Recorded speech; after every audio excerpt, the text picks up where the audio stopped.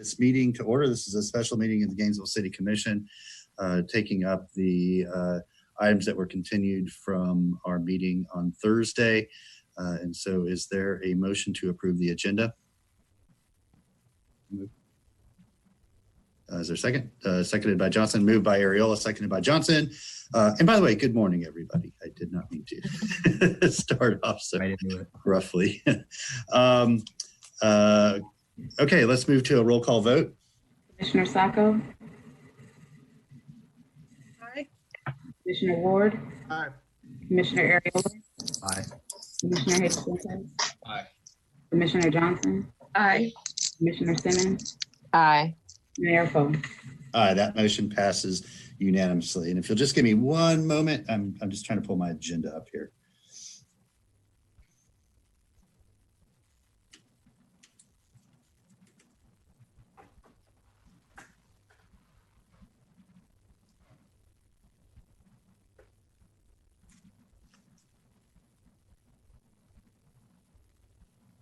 Okay.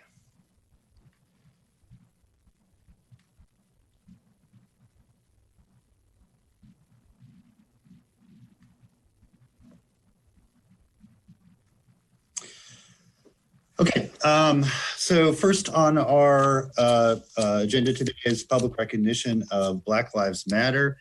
I'm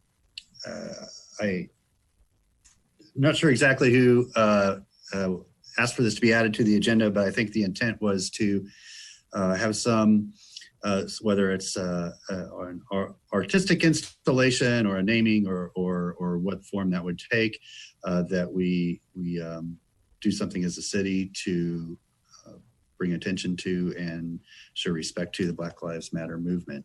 So Commissioner Ward, do you want to weigh in on that? Thank you, Mr. Mayor. I had a discussion with the city manager, gosh, probably a week and a half ago now. Maybe even longer than that ago, when I saw the streets being repainted and renamed in Washington, D.C., I thought, well, sounds like an interesting idea. We should pursue something like that here. I talked to the city manager and talked with some folks at, or let folks at Public Works know that I was interested as well. I think the manager had some interesting ideas and would like us to consider some kind of either street repainting or banners over one of our streets or something that indicates that we support the movement and that is a public recognition. And I'd also like us to consider reaching out to the county. I don't know where they are in the process of putting something where Old Joe used to be. But I would love to, if they're not very far down the road to doing anything like that, I would love to be able to partner with them for a public art installation on that site. Obviously, that involves a community process and that sort of thing, but that would lean in this direction as well. So those are my thoughts on it. Okay, thank you. Commissioner Simmons? Thank you, Mr. Mayor. I think that's a great idea. I was hoping that we can do something similar to what we did with Pride when we did the street. But more importantly, I know several of our community centers would benefit from a mural, maybe with prominent African-American figures or sayings or something to grab the attention of our youth and to inspire. I know I had a mural done at the Porter's Community Center. Prior to that, there were a lot of graffiti and just images that were not, in my opinion, acceptable. And so I got with the Cultural Affairs Department, and we solicited a African-American artist, and he did a rendering on that wall, and nothing has happened. It's a very positive image. It's on a basketball court, so children, youth, young people see it all day, every day. So I think if we look at some of our centers and maybe we can do something positive at some of those locations. And many of them are located in an African-American community or in District 1 where we're heavily populated. But more importantly, we should do something for the whole city and the whole community to be a part of, not just in one area, but that was just a suggestion that ongoing, we do something where our youth can see that and have positive images and positive and inspirational messaging. Thank you, Mayor. Thank you, Commissioner Ward, for bringing this up. Yeah, thank you both. And I had a conversation, I'll just say a leading community activist. I don't know if this person wants their name shared or not, so I'll respect that privacy until I know. But they suggested, they had several muralists that are have approached and want to do something like that. And, you know, I think they're open to where that is, you know, whether it's a city building downtown or community centers or, you know, I'm not so interested in putting brackets around it. I also want to just kind of put a pin in. We have a great art installation in front of City Hall right now, but that was intended to be not permanent, that it would, you know, every so often it would need to be redone. And I think that's a great opportunity to do something meaningful out front in the pond there.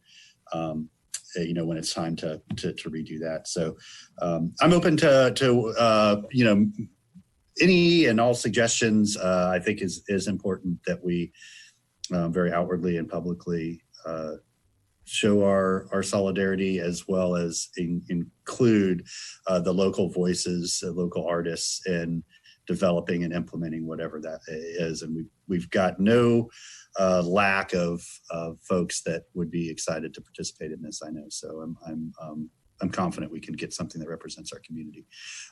Commissioner Johnson. Thank you, Mayor. Yes, thank you, Commissioner Ward, for bringing this forward. I love all of the ideas that you all have brought up. I also just want to kind of make sure that what we heard from Commissioner Simmons about it not being in just one part of the city, but in all parts of the city is going to be incredibly important. And also, I'd like to add to this discussion, because I think it's the appropriate place for it, is I'd like for us to consider making Juneteenth a city holiday.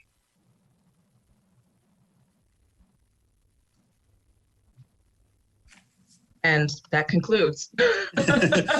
Yeah, and I was asked about that, you know, and I said, well, I'm quite sure the limited powers of the mayor do not allow me to create a city holiday, but it's something that I think that we could do, you know, as an organization. I would just need to ask our attorney what the process is of creating a specific city holiday where, you know, a real holiday where city employees, you know, were off and you know, received, you know, paid holiday leave for just like any other federal holiday. So I think whatever, as we move towards a motion here on this, just coming back with information about that process of what we would need to do as a commission to create a formal city holiday. Completely support it. It's just the mechanism I'm a little unaware of. Yeah. And there's some contract stuff too, you know, with how many paid holidays one gets. And so we need to work through that, both with our union employees and our non-represented employees. Let me ask Mr. Feldman if you had any other requests. I think you're hearing the intent of what the commission wants to do. Is there any other information or guidance y'all need to move? Let's just start off with the sort of public recognition / culture and art recognition, and then maybe Ms. Shalley can talk about the formal holiday process. So my only request would be that in your motion, you create some sort of specificity as to, do you want us to come back to the commission? Do you want us to just start implementing something? I just need to know what the desire is of the commission. Okay. You know, it's important to me that our community is involved in deciding what we do and where it goes, and what the final product is. I think Commissioner Johnson, you've spoken pretty clearly in recent meetings about cultural appropriateness and representation. And, so I just think it's important that whatever we do, it's coming to us because that's what the community has lifted up and said, this is who we are and what we think is appropriate. So I don't know if that's forming a committee to review and forward ideas, or there's a lot of routes that we could go there. We already have a cultural affairs committee that could potentially take this on, but again, I don't know about if it's truly representative of all of the voices that we're trying to reach. And so those are some questions we need to ask. Ms. Marshall. Yes, going along the lines with what Commissioner Johnson just said, I had the idea of a city and community organized Juneteenth committee for next year, where we could have some type of Juneteenth celebration here in Gainesville, but also flying the Juneteenth flag from City Hall next year. Yeah, I like the idea of a Juneteenth committee of, what we would do as far as specific activities and community events.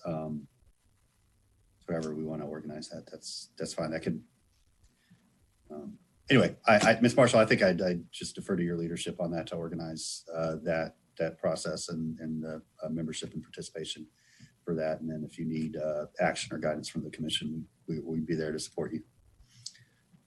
Commissioner Ward. Thank you, Mr. Mayor. I want to include the community, and I want this to be. I would hope that this would be more than just a one-time sort of thing. But I want to make sure that we don't wait 2 or 3 months to get started. There's an immediacy to some degree, so there are things we could do in the short term rather than waiting for nearly a month for the commission to meet again. I would love for potentially for staff for us to give direction to staff to put some things in motion fairly quickly.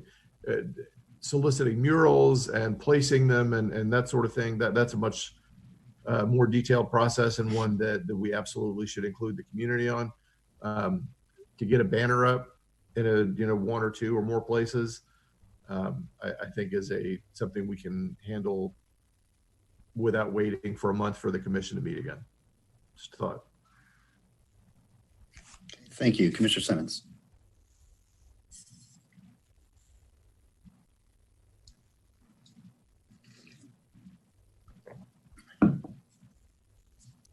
Yeah, I was on the same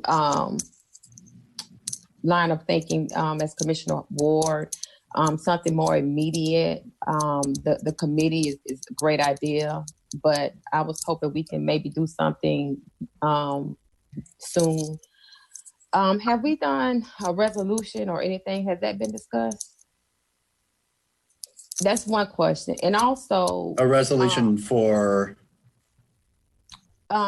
just acknowledging equality and that Black Lives Matter and how important our history is to this community and this city. Have we done something on the lines of that that you're aware of, Mayor? No, I mean, I issued a proclamation for June 13th, but there hasn't been, to my knowledge, I don't know what a resolution would. I mean, I'm happy to entertain it. I think usually resolutions they're in support of a thing like a piece of legislation that's being considered, or we could pass a resolution in favor of declaring the U.S. Congress declaring Juneteenth the national, that sort of right. So I'm happy to work with the commission on what that might look like.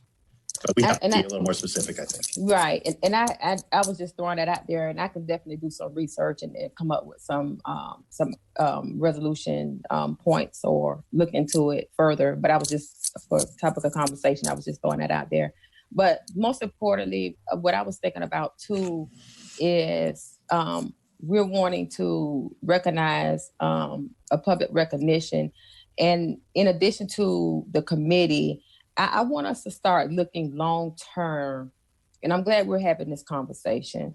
I would like for us to start looking long term and how we can start having playing a big role in economic prosperity in our African American communities, looking long term as a commission and how we can help our community for the health disparities. And I know we've been talking about that, and we all are on the same page, but I think we need to start really having these conversations on how we as a commission can really truly use our platform and use the powers that be to start helping those that are in need and feel the inequities in our community. So even though this is a springboard towards that, and we want to recognize and pay homage and do all these great things, I think the long-term focus should be how can we get into these communities and how can we uplift these communities and how can we try to bring economic prosperity and just all that goes with it. So this is great. I love this conversation, but this is just we're scratching the surface. And I think we need to start looking deeper into how we can really bring equality to the city. Thank you, Mayor. Yeah, thank you. Commissioner Hayes Santos. Thank you, Mr. Mayor. To Commissioner Ward's and Commissioner Simmons' point, I think we should do something more immediate than forming a committee and on all that it takes to get that going. Does staff have any places, streets or places that might be good for doing a Black Lives Matter or something in that nature? So I don't want to come back to the commission, and we should do it more immediate than that. Mr. Feldman? So the one thing I would point out about streets is we have limited control as to which streets we do something on. And when you look at where streets have been done around the country, they tend to be in places that have some height because you can't really see the effort from the street at the ground level. So, we can offer some suggestions, with regard to streets. But if the idea is messaging, I would encourage you to do something more aerial. So one thought was a banner across the DNA bridge, and something along that line that would give motorists and pedestrians in the area the actual visualization of the message. If we're doing banners, I think we should do we control the one on University Avenue too? Or do you know? I don't know, but Dan Hoffman is on here, so I'll ask Dan to chime in. Which specifically on University Avenue spot are you referring to? I mean, there's the one that's on like 14th Street, or no, Right by the further down stadium. to that. No, like 20th Street, 21st Street, right by the O'Connell Center. Oh, okay, over by the O'Connell Center. You know that banner place? We do. I believe we do control that banner site. If that one's not sold, I think we should probably do that one too. Thank you, Mr. Mayor. All right, thank you. Commissioner Johnson. Thank you, Mayor. I have a couple of questions. One, do we have, Mr. Manager, do we have a policy around how we use city time for volunteer hours? Like an overarching policy, not like by department, but the reason why I'm asking is my thought is that perhaps we might want to consider giving, let's say, 4 hours or so, or 8 hours, whatever we decide would work for our employees to volunteer their time for social justice efforts. And I'm wanting to find out how that could be possible. So I know we have a program on the general government side. I know GRU has a different program. We're trying to match our program up right now with GRU's. So I would probably defer to Ed to sort of talk about that. The only thing I would ask is that volunteer hours should not necessarily be limited to a specific type of activity on there. So volunteering with any not-for-profit would generally be our desire versus saying it had to be a not-for-profit or an organization that's tied to a specific purpose. And why is that? I think, defining what groups would be, let's say, social justice groups versus just, volunteering, let's say with a rolling readers type of group to read to kids. Is that, is that a social justice effort or not? I'm not sure how you would define it. Would we be able to would we be able to go through the process of defining what that would mean? And I think it could be voluntary if people choose to use their time in that way that they can, and if they don't want to, then they certainly don't have to. But I'd love to hear from Mr. Bolarski about what the program looks over at what the program is like at GRU. And while he's coming in, Commissioner, I'm not going to try to push off this conversation to the next item, but I'm just going to tell you I believe it fits more neatly under the next item. Okay. Because that's the larger National League of Cities framework for responding to racial tension in the city, which I think means like, what do we do as an organization? Okay, that makes sense. We can discuss it there.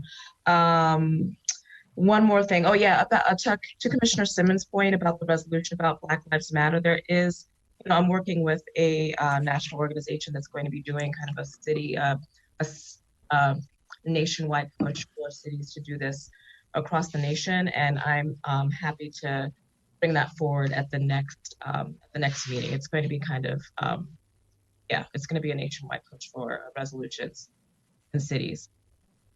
Great. Is that through GARE? It is not through GARE. Okay. Cool. Great. Yeah, let me know. And if I need to do anything with mayors, I will. And the U.S. Conference of Mayors is also working on a bunch of stuff. We were supposed to have our annual meeting last week. Clearly, we are not. We didn't do that.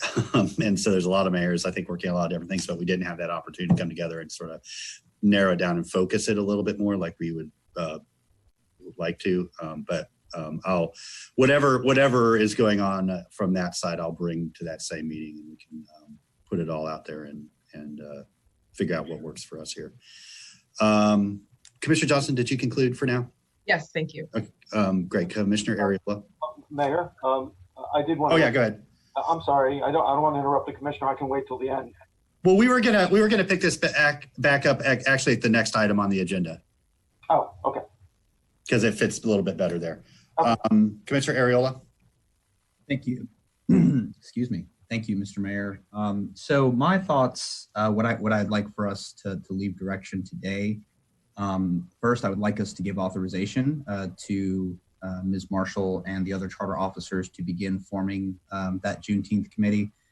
Something that exists sort of regularly would be really nice, and you can have a lot of preparation beforehand, especially if you get started. And I don't think there's a better time than immediately after Juneteenth to get started. As far as a sort of street display, my thoughts are very close to what Commissioner Simmons was saying about trying to focus on the long term. I think a lot of cities have done some thoughtful things, but I think some cities have done things that have backfired a little bit because people are asking for substantive change, and that's what we want to center. So my only request is that if we do a street banner, that its focus be centering and supporting Gainesville's Black communities, instead of just a national sort of movement.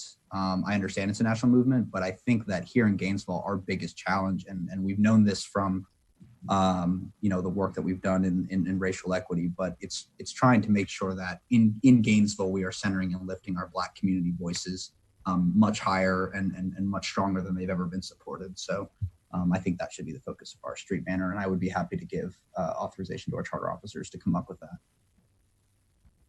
Okay, thank you. Can I make So that? for a lot of ideas, I think some of them are about doing something immediately. Others, it's going to be more of an annual process, like the Juneteenth committee. And then others, I think, sound like a more intermediate, looking at different city facilities and art installations, things like that. So what we need, and what more importantly staff needs, is a motion to lay out the specific direction. And so if anybody is ready and willing to make a motion to that effect, and then we'll see if that's what the commission is interested in doing. Commissioner Ward.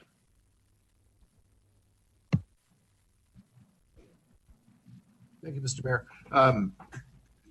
I will make at least a two-part motion. I move that we direct staff to prepare and display at least one and preferably more Black Lives Matter banners in the city sooner rather than later, and that we empower our Parks and Cultural Affairs Board, specifically, to begin working with staff on a proposal to work with the community to put murals on city structures and report back.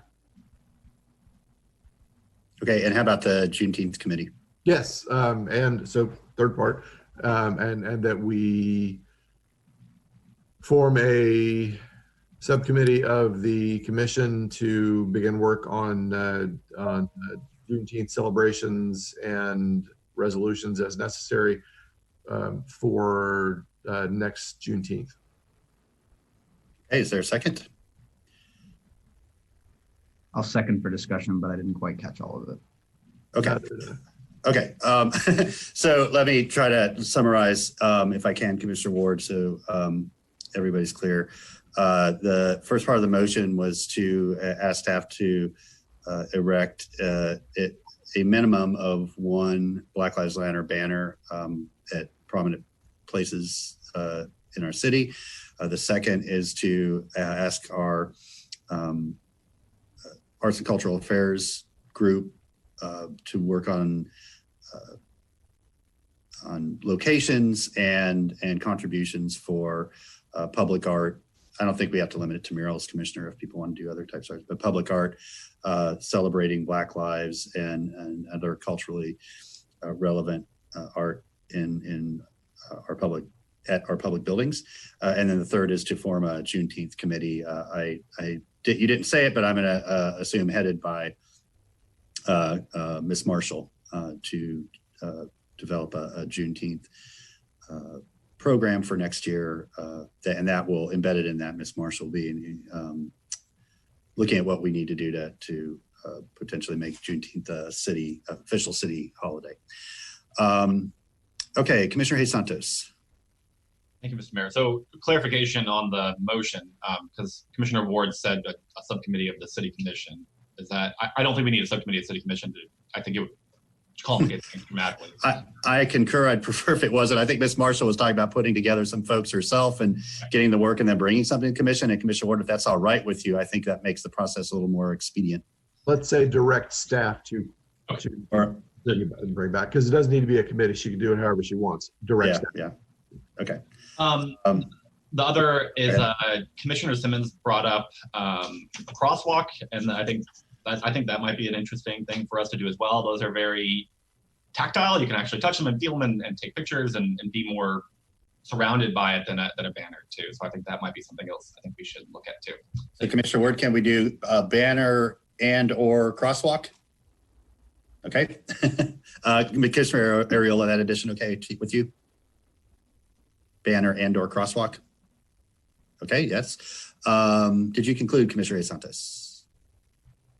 Okay, Yes. Commissioner Simmons. And also, Mayor, you stated public arts, but I think we really do need to including mural. I just seen a lot of artists that really can do some nice work with murals. I don't know if you left that out or. No, it's included all in there. Okay. Yeah. Okay. All right. Yeah, I definitely know we've had some folks interested that have come forward that want to do some murals. Okay, so with that, Larry, hey, welcome back, Larry. Good to have you with us again.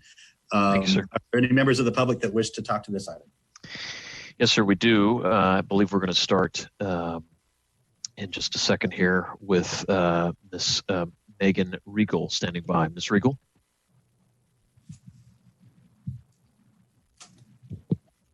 Ms. Regal, are you there? Yes, sorry, I muted myself. Hello, everybody. My comment may follow in the last agenda note. It's nice, the idea of crosswalks and banners and another statue in a new place. However, what the people really want is change within the police department, defunding to a degree, siphoning that money to community endeavors, community outlets, social services, having a complete reform. And I really just want to make sure that that is being heard.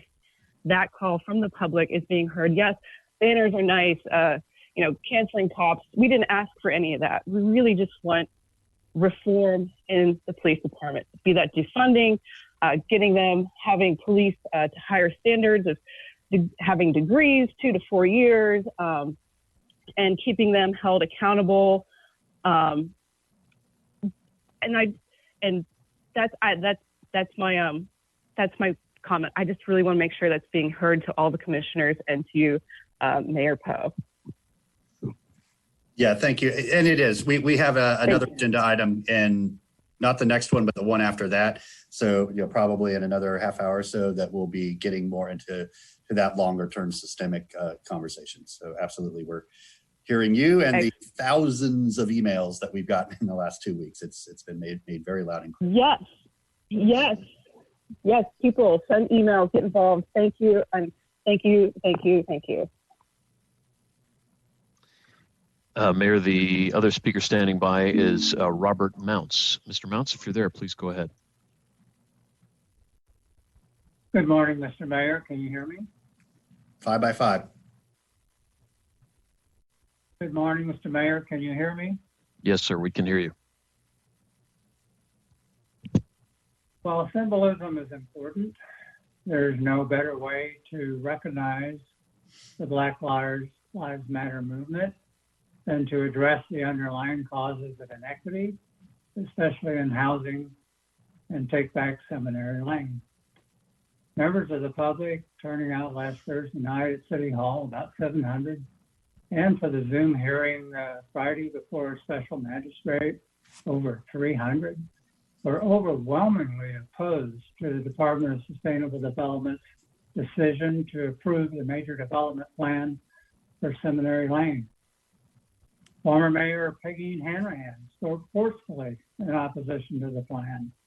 At least 4 members of the commission have publicly expressed concerns. Commissioner Johnson spoke passionately during the hearing Friday and has publicly called a moratorium on development until the comprehensive plan and the land development code can be reviewed for equity. Commissioner Ward has suggested a very promising what if or dream proposal for development of Seminary Lane by a community land trust that could be pursued if the current plan falls through. Accordingly, I respectfully request that the commission ask the city manager to review this decision. The Department of Sustainable Development should confess error and withdraw its administrative approval of the development plan and master plan. The department, the manager, and the city commission cannot ignore public opinion. The public has given Interim Director Andrew Persons every reason to reconsider this decision. While the commission can't direct the department to reverse its decision, they can ask the city manager to review it. The clear overriding policy objective of Section 30-1.4 of the code is to protect the character and maintain the stability of such residential areas.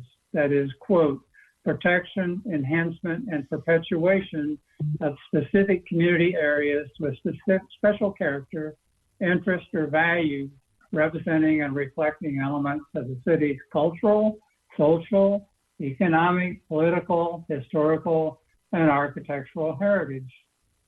That's Seminary Lane.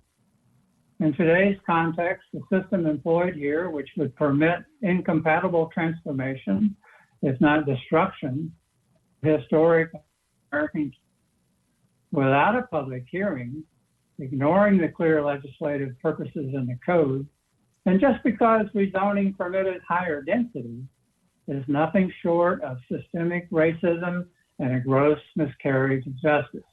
That's 3 Black minutes, Mayor. communities matter.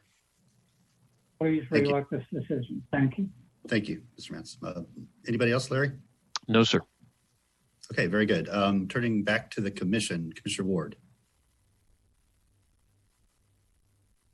Thank you, Mr. Mayor. I want to be very clear that yes, I think it's appropriate and necessary to put a visual support of Black Lives Matter in our city, as well as longer artistic support and cultural affairs support behind it. But that's not all that we even have on today's agenda. We're not going to hang a banner and move on. But if we don't hang a banner, we've missed an opportunity, frankly.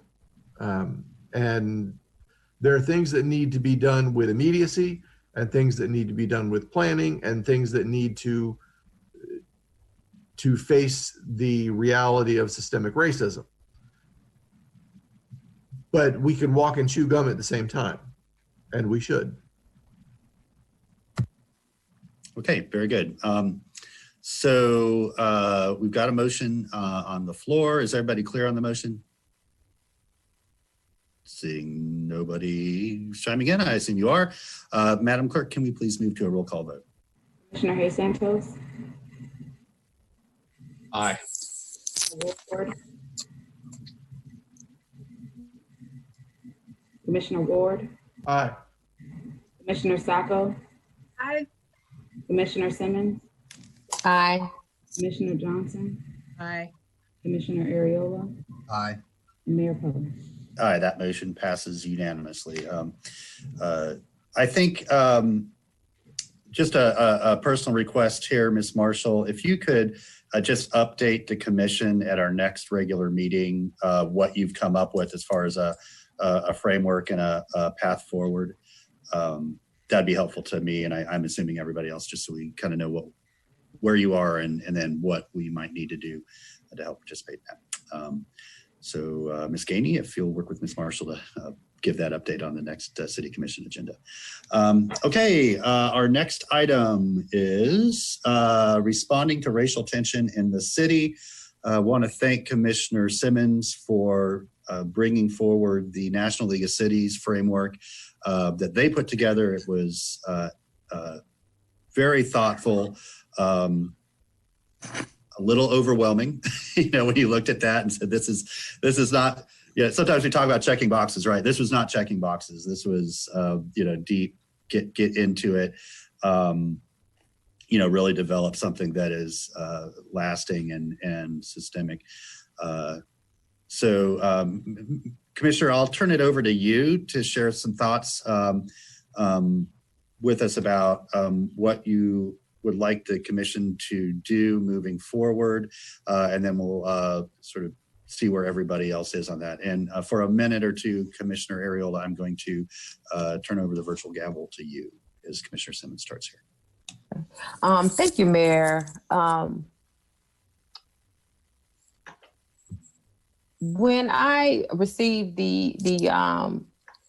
it's so comprehensive, first of all, and it was so well put together. And for me, I thought that was exactly what the city needed at the time, and we do need this. And so what I wanted to do is just share it with the commissioner and have a discussion about it.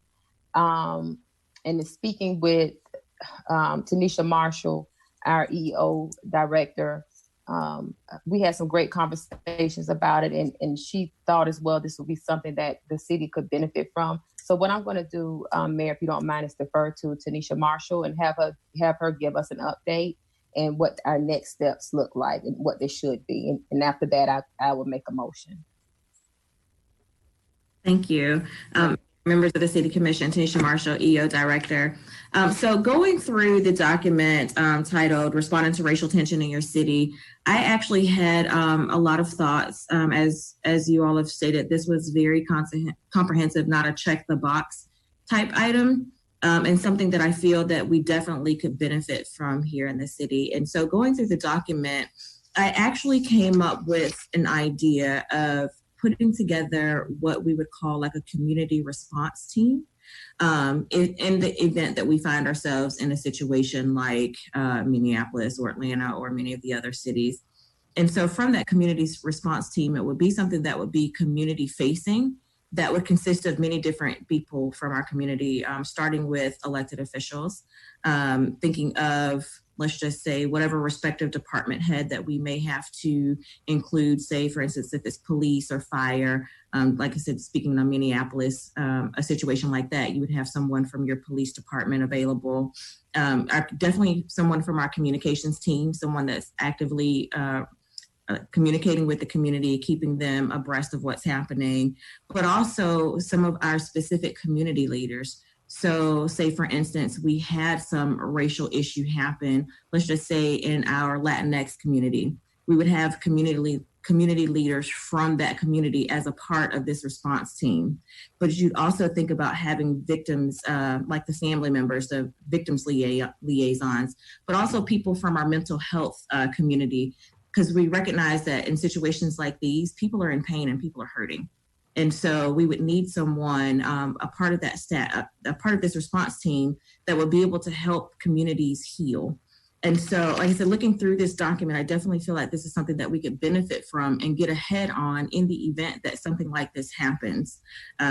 Again, some of the principles it's built on is being empathetic, recognizing that people are in pain and acknowledging that pain, but also being transparent, giving regular updates. One of the things that I've noticed is that the longer we sit silent on things, people think that we're not doing anything, when sometimes we're really trying to think through the process. So really, if we have something already put together, we can eliminate some of that silence. This is a team that, again, we'll already know who's a part of it, so it can be stood up within a matter of hours. But also being authentic, meeting people where they are, involving community leaders. But this also requires us to build partnerships and collaborations with those community groups prior to something like this happening. Because I feel like if we're trying to develop partnerships in the midst of this happening, it's already too late. So building those relationships with our community partners and the different community groups, but also being consistent, showing up when we say that we're going to show up. That's what people are looking for. They're looking for that transparency. And so those are just a little of the ideas, again, that I shared with Commissioner Simmons. I really do think putting together a response team in the event that we do have something like this that could be stood up within a matter of hours, so we can get out and actually start addressing the problems if in the event they arise. Okay, very good. Thank you, Ms. Marshall. Let's go back to Commissioner Johnson. I am so incredibly excited about this. This is a fantastic idea. It's brilliant. I am so thrilled that you brought this forward. It's exactly what we need. Really good thinking behind this. Thank you, both Tanisha and Commissioner Simmons. It's fantastic. Exactly what we need. Like, I'm happy. Thank you. I'm done. How do you really feel? Do you happy dance? I love when you put that forward. That's that makes me happy. Commissioner Simmons, obviously you're feeling good too. I would like to move that we instruct our EEO office to create a community response team. Okay. Is there a second? Seconded by Commissioner Ward. I'm starting to think, and we'll see how this next item goes here. We as a commission might want to consider, now I can work with the clerk on this. We don't have to decide today. We might want to have a special meeting in about a month's time to look at the progress of some of these things. Staff's going to have to do a lot of work, and I'm afraid if we put these on a regular city commission agenda, it'll sort of push everything else aside. And I think for our community too, if we have one focused meeting on how we're addressing racial justice and racial equity, it's sort of better for us, better for our staff, and better for our neighbors to kind of focus their participation in that. Because we're throwing a lot out at our staff to do, and we're expecting them to come back pretty quickly, I think, with what that starts to look like.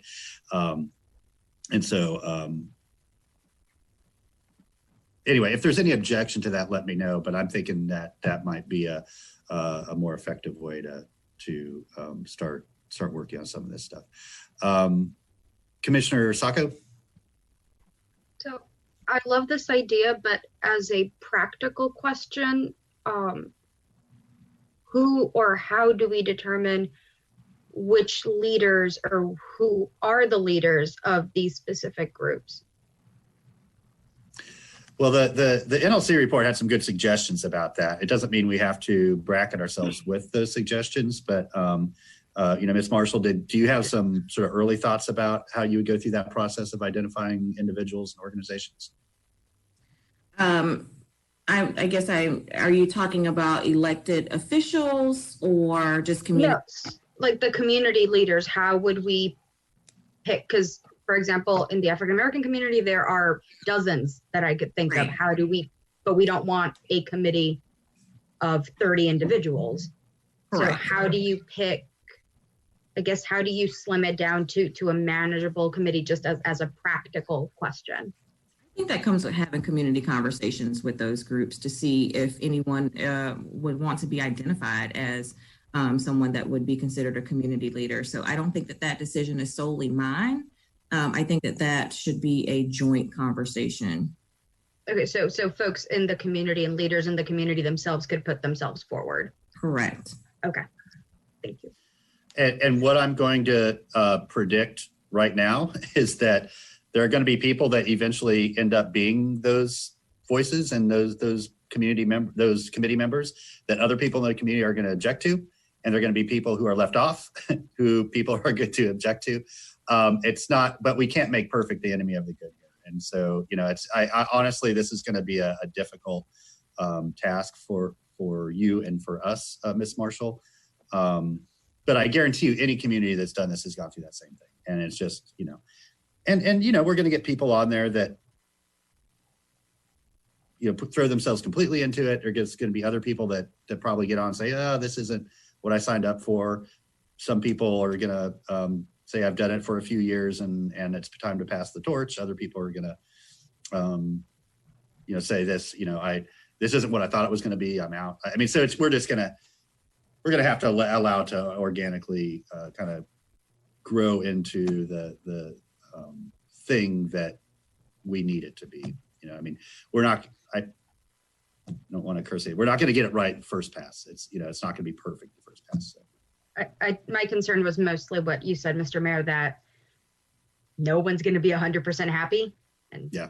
But if we're talking to the community and letting them also contribute to it, then I'm fine with that. Yeah, absolutely. Commissioner Santos. Thank you, Mr. Mayor. I guess I have some questions on the operational aspects of the committee in terms of it being effective or not. I mean, usually under our current ordinances, the city manager is the one who's in charge during like emergency crises and stuff like that and have the powers kind of vested in them. And I'm wondering how that fits in and how this committee be used in that sense. I'll be working with the city manager on this. We've briefly talked already. Okay. And if I could just chime in too, I don't see them as conflicting at all. So we have incident response, which we will deal with organizationally, but community response is really something that is an all hands on deck type of action, and really involves the community leaders, both elected and civic leaders. And I think that's really what the National League of Cities report is going to, is that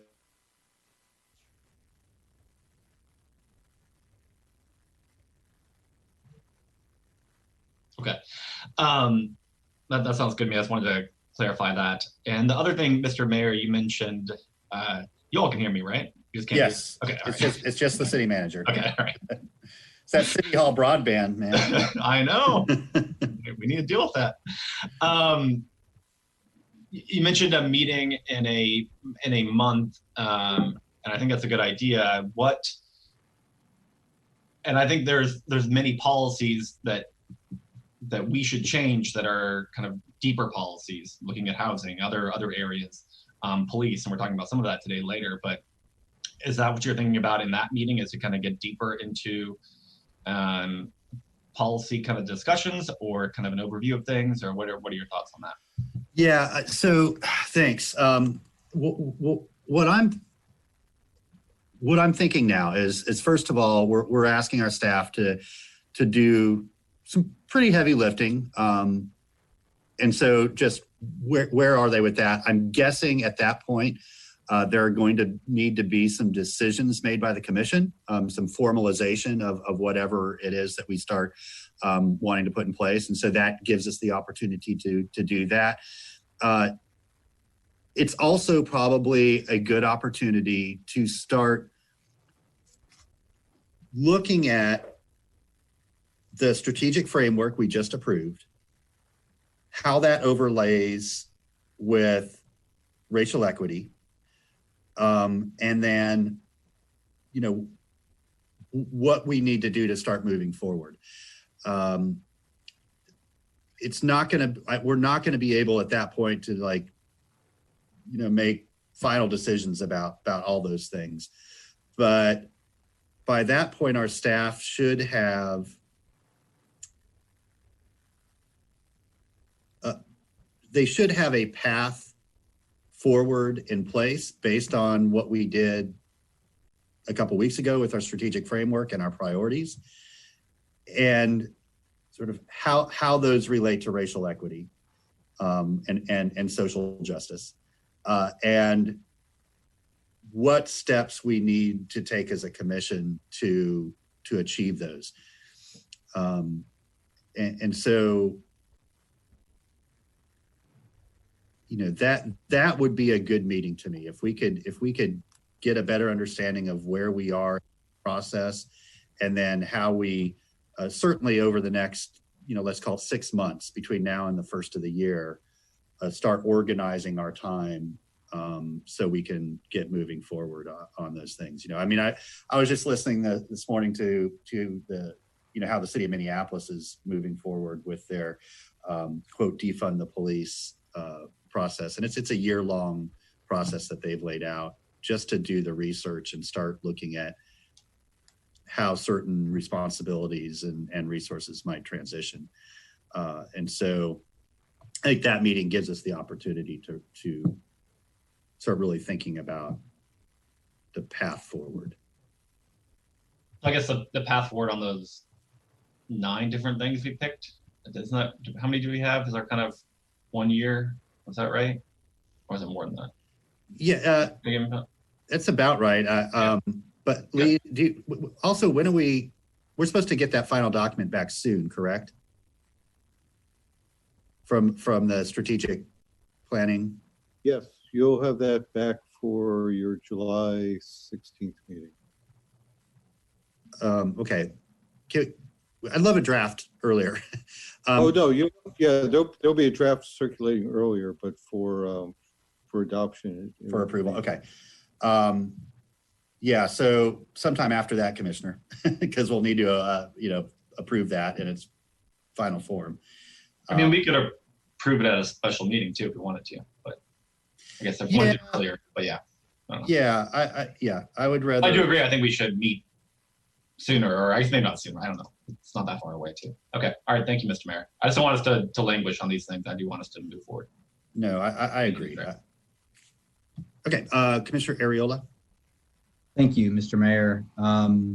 I hit my light a little while ago, and the conversation since has helped answer some of my questions, which mainly revolved around when we say addressing racial tension, exactly what we're talking about. And it seems to me as though this is a much more oriented around the long term, which I think is important.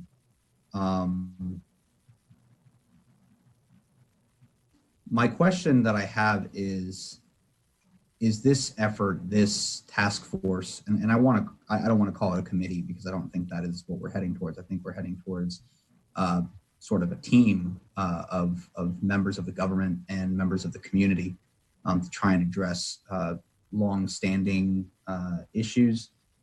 Sort of the gorilla in the room is we have racial tension at the city of Gainesville. And is this going to address that? And how do we begin to address that? Not just in the workplace here, but in sort of how the government addresses issues in the Black community or in the Hispanic community. The document starts with 5 tenets of principles that have to be adhered to: empathy, transparency, authenticity, partnership, collaboration, and consistency. We have to build those up. We are still very much building those up. And so what I don't want us to do is I don't want us to think that this is merely, something where it's a matter of putting the right people in the room and having the right policy discussions. It is a big, important part of that, but I want to understand what is the scope when we say racial tension, because that is there's a lot that goes into that. And so if this is a crisis response, that is one thing, but that's not what I'm gathering. What I'm gathering is that this is meant to engage constructive dialogue around long-term solutions to prevent further crises or prevent crises from happening. And to do that, we have a lot of work to do. To deal with, particularly within our own city, but not just in the community, but within our own government. So this is going to be an endeavor in and of itself as we work to center marginalized voices in our community. So, I think a response team is more about establishing those connections and ensuring that we can sort of count on the community to at least be a part of the dialogue, but in a more consistent manner rather than just only when crises occur. So,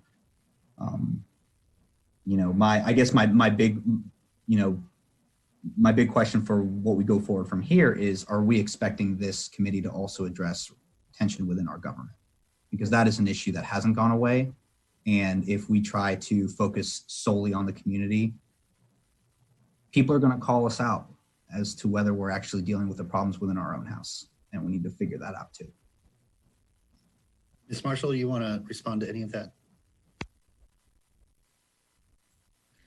As far as the community piece, I think that looking at building this response team, it actually can be both ways, as you suggested, dealing with the issues that we have now before they become crises, but also having that response team to be there in times of crises. But again, it comes with, as I said earlier, building those partnerships and collaborations. If you wait until you're in crisis, you're already too late.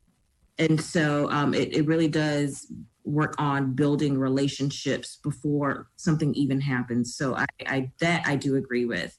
But again, what I was envisioning was something that was more community facing I hadn't even considered that we should probably do something internal. So I think that's probably a conversation with the charters. Okay. And I also, thank you, Ms. Marshall, Mr. Mayor, if I may conclude, I also think it would be beneficial for elected officials, not just on the city side, but elected officials at the school board, elected officials at the county, to also begin to take racial tension seriously. It was spoken about at a number of marches.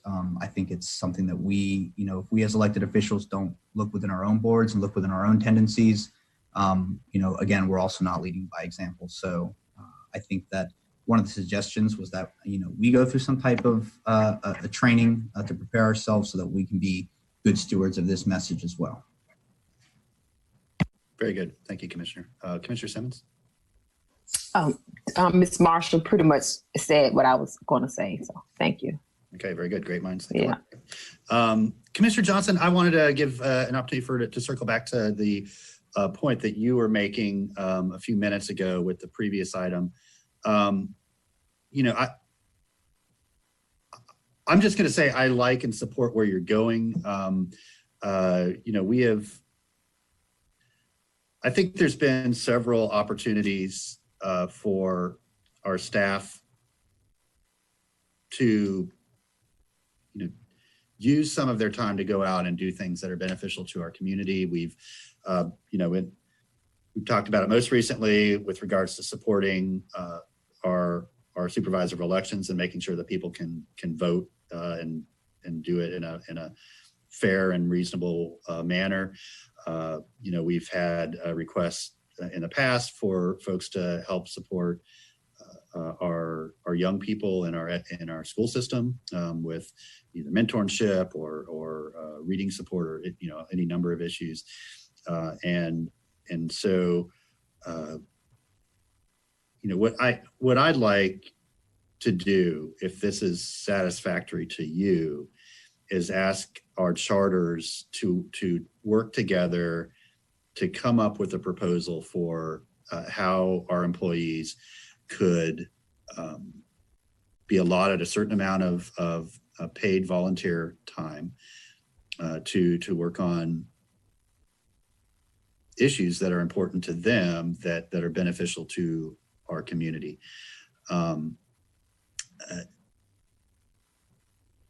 I know that there are models out there.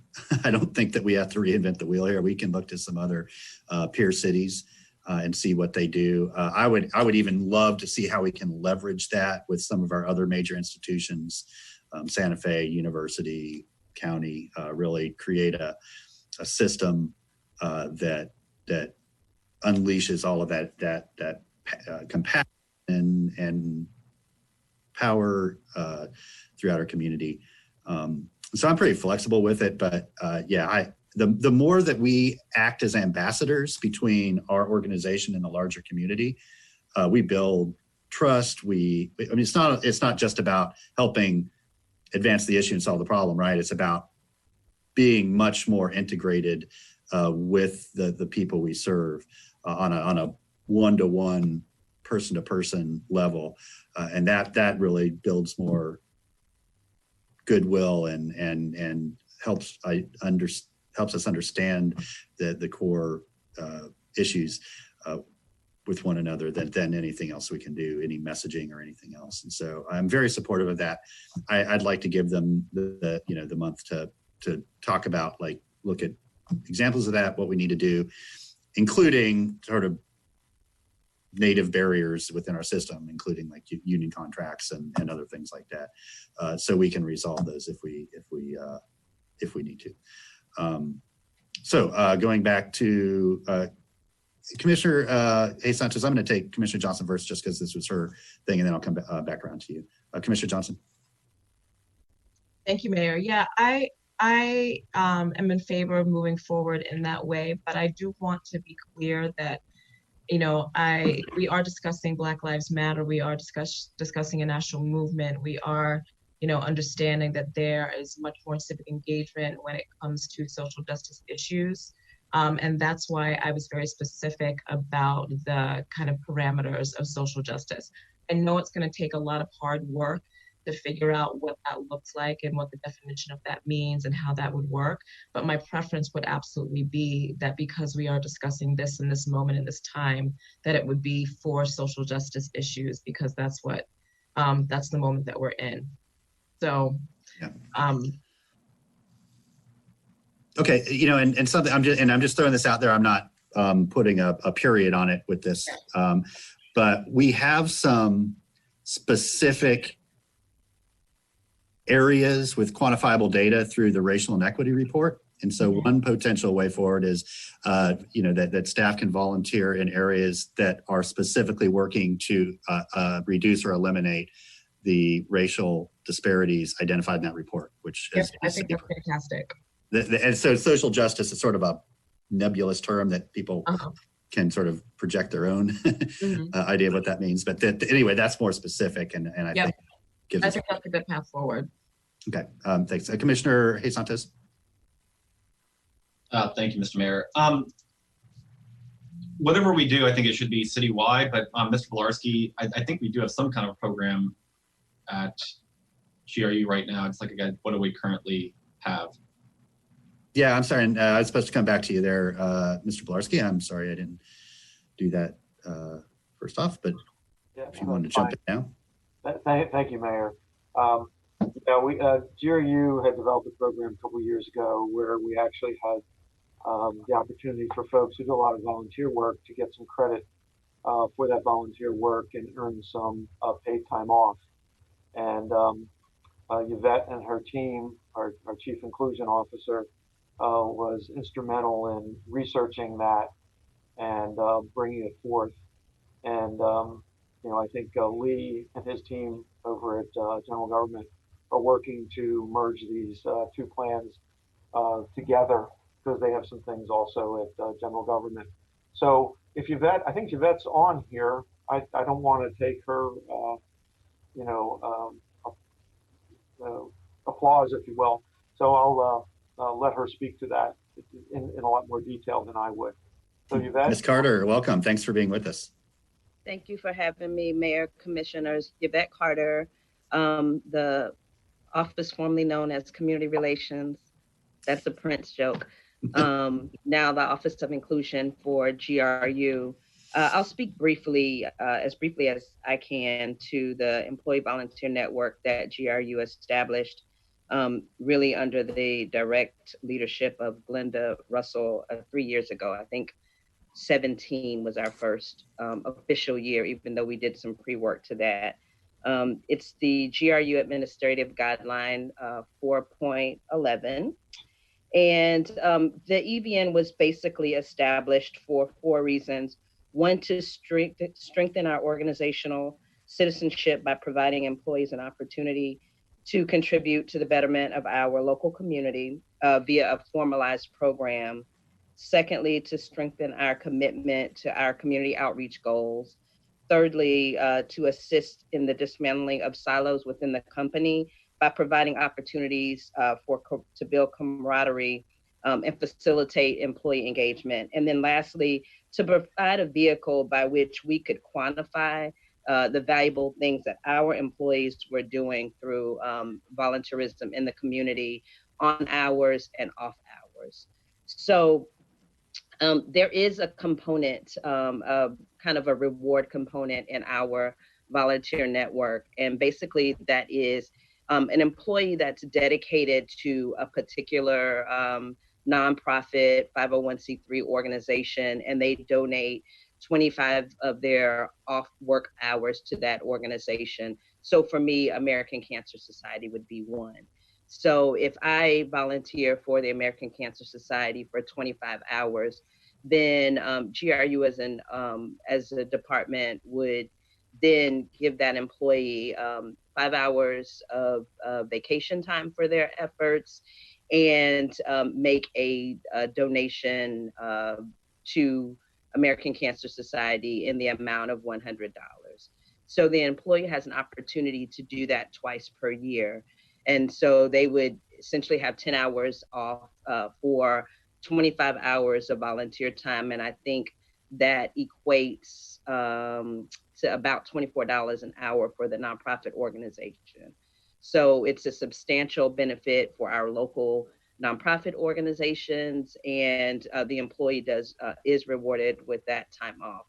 And so then the nonprofit would also potentially be able to receive $200. And then at the end of the year, whether the employee volunteers at a nonprofit or with their sons or daughters Pop Warner organization, or the band, or anything that they do in the community, volunteer, their church, whatever, those hours we encourage them to then put into the portal as well.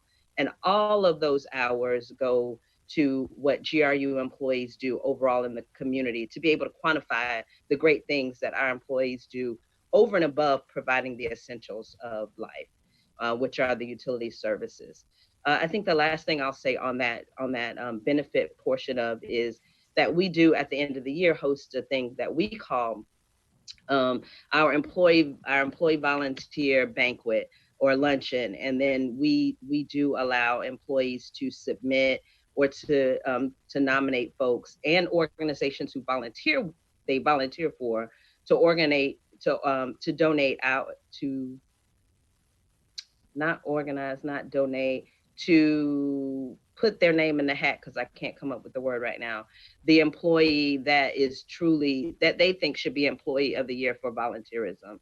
And so then a small committee of us then chooses the volunteer of the year for the organization. So the employees who volunteer in our community, which we all do on some level, and they submit their time through the portal, are recognized, whether they end up getting the hours or getting the time off and getting the benefit or not. And then the last part of that is the volunteer of the year. That organization who they volunteer with does then receive, I believe it's a $500 donation from GRU. So that's kind of our benefit part of the program for individuals. But then organizational wide, under the Employee Volunteer Network, we call it EVN for short. We also do organizational wide events and volunteer opportunities. So we have a strong partnership with Ronald McDonald House, where our different teams are able to go. We start out once a quarter, but now we're up to probably 6 times a year. At minimum, we go to Ronald McDonald House. Some departments couple together, some departments do it on their own, but as teams to volunteer and cook dinner. It's called the Visiting Chef Program. We also have done probably 4 Rebuilding Together events in the community, where we work with the Rebuilding Together organization to do critical home repair for eligible folks. And if you know anything about Rebuilding Together, that program is for people who are low income, that need critical repair to their homes. We make sure that we do at least one of those events in District 1 every year. So that is an area, that's where we're housed at. So we feel very connected. And it's one of what we consider in our outreach, one of our disenfranchised or underrepresented populations. So we make sure that we try to do something in District 1 every year with Rebuilding Together. I think that's a high-level overview of the Employee Volunteer Network. I'll also mention that Williams Elementary, we have partnered with them, and they have been our partner school, I believe, 23 years now. I know when I was the PTA president at Williams, when my now 23-year-old son was in 2nd grade, GRU was partnering all the way back then, and we still are. And so we do a host of things with them, but on the volunteer basis, our employees are allowed 1 hour a week of paid time to volunteer at Williams, either as a classroom helper, as a tutor, as a mentor, as a reading buddy, to volunteer for their special events, whatever it is that Williams Elementary needs in the volunteer space. We are committed to them, and that program has been in place well before my 8.5-year tenure. I think that's a quick high-level view of what we're doing around volunteerism. Thank you, sounds Ms. like Carter. Thank you for all of your work in that. Ed, did you want to add anything onto the end of that? And why would I want to do that? Exactly. Discretion is always the better part of valor. Commissioner Ward, I'm going to jump over you real quick here just to allow the city manager. You're good? Okay, I'll go ahead, Mr. Feldman. I'll come back to you, Commissioner Ward. Thank you. So I didn't want to leave the commission with the impression that the general government side doesn't have a volunteer effort. We do. And I asked Lisa Jefferson to jump on the meeting. So she's here and can describe the effort. Though we are going to be working on trying to make our effort a little bit closer to GRU's effort. Lisa? Very good. Ms. Jefferson, welcome. And I'm going to pop off just for a moment. So if Ms. Jefferson concludes, Commissioner Hayes Santos, you're up next. Commissioner Ward, your hand got turned off. Were you good? You're good. Okay. So Commissioner Hayes Santos, you'll be up next after Ms. Jefferson. Hi, good morning, commissioners. Mayor, this is Lisa Jefferson, Human Resources Director. I tell you, Yvette is a hard act to follow. We do have an outside employment, business, or volunteer activity policy, but we do not have currently in place the employee volunteer network that GRU has successfully implemented back in 2017. We have been working with GRU's department in in an effort to mirror their current administrative guidelines. We have since drafted a guideline for general government and hope to get that implemented pretty soon. We do recognize that there are other charter officers that we need to reach out to make sure that they have an opportunity to review. Unfortunately, the process sort of died on the vine earlier this year as we went into COVID, but as I said, we do have a draft and we plan on moving it forward, particularly given the current state of events. Thank you, Ms. Jefferson. Commissioner Santos. Thank you, Mayor Pro Tem. It's great to hear about both programs and they're coming closer together. I strongly believe that in the future that these types of programs where our employees are getting PTO and things like that should be across the whole city organization and not just under specific charter officers. I think we should treat our employees fairly no matter where they are in our organization. I think that's very important. I do have a question for Ms. Carter on the donations of monetary donations to nonprofits. Do we vet those organizations at all before we give to them, or because there are some nonprofits that I would not feel comfortable the city government giving dollars to.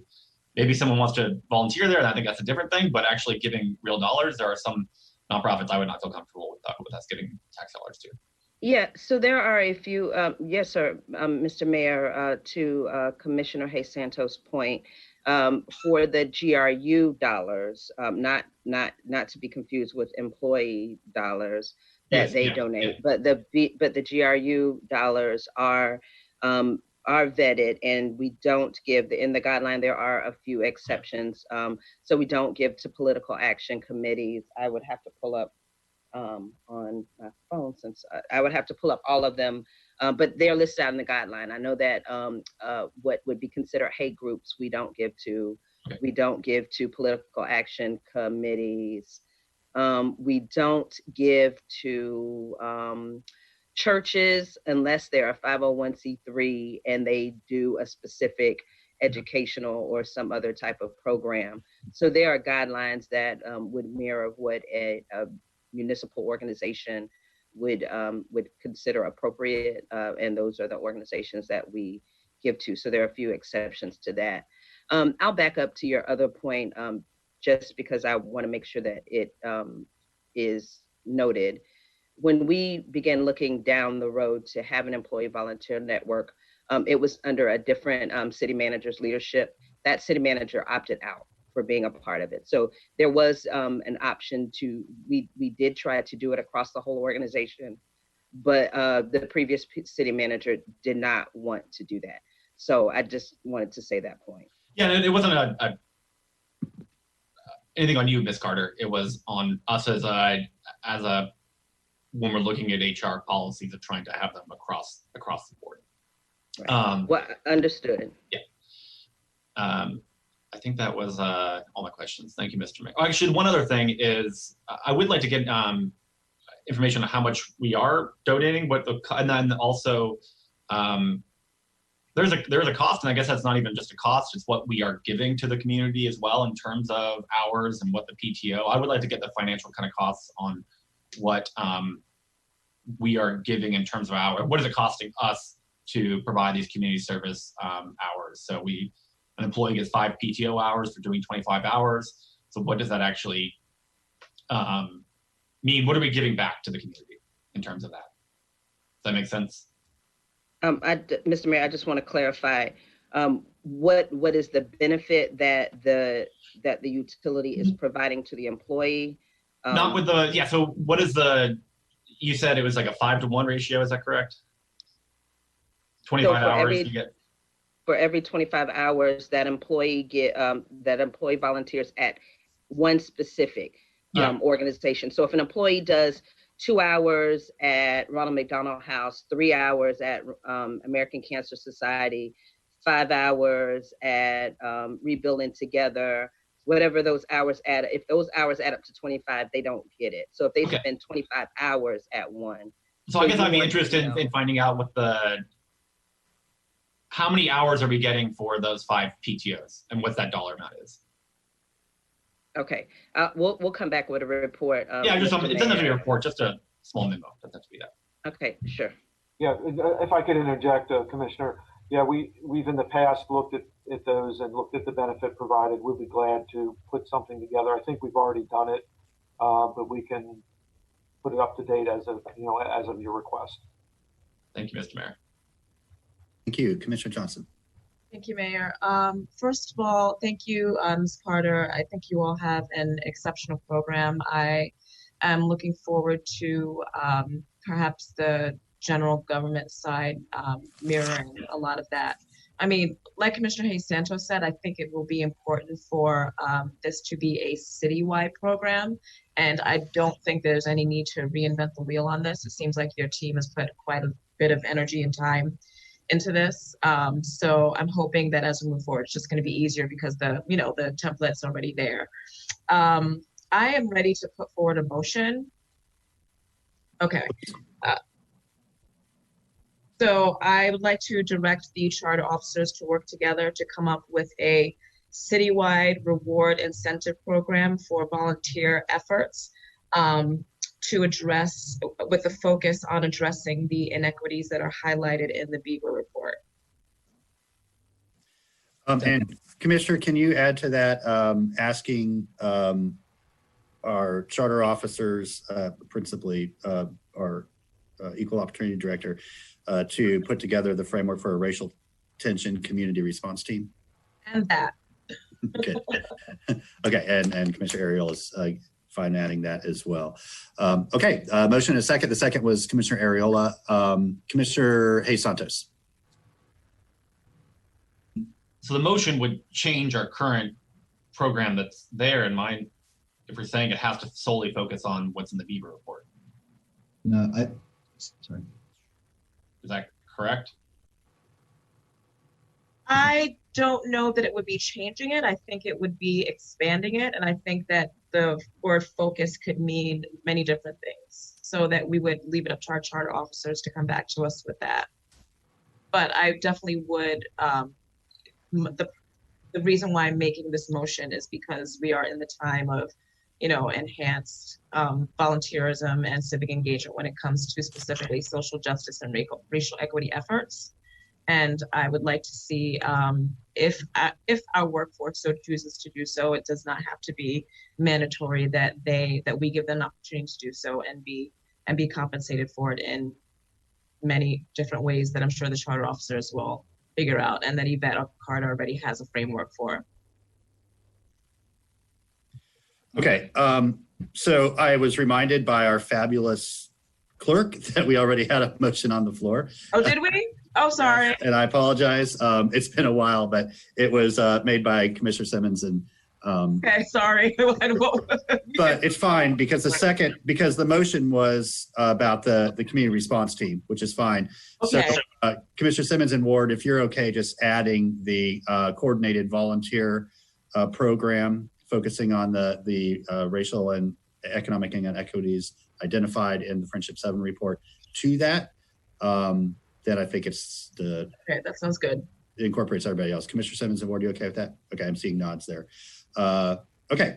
Don't see any further hands. And so just to circle back around for anybody listening, the motion is to ask our charter officers to prepare the framework for a racial tension community response team and to create a coordinated organization-wide volunteer program focused on reducing racial and economic disparities as identified in the Friendship 7 report or Beaver report.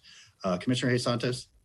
Thank you, Mr. Mayor. I do have one question. My understanding is that the GRU's program is system-wide. You have to volunteer inside the GRU system area, and I don't know if we want the same for our general government employees, for all of them, or do we want to scale back the program to just be inside the city limits and things like that. That probably is a question that's going to come up at one point, but we need to, I don't know if we can make the decision today, but I think that's one thing that we should be considering is how wide and far do we want people to volunteer?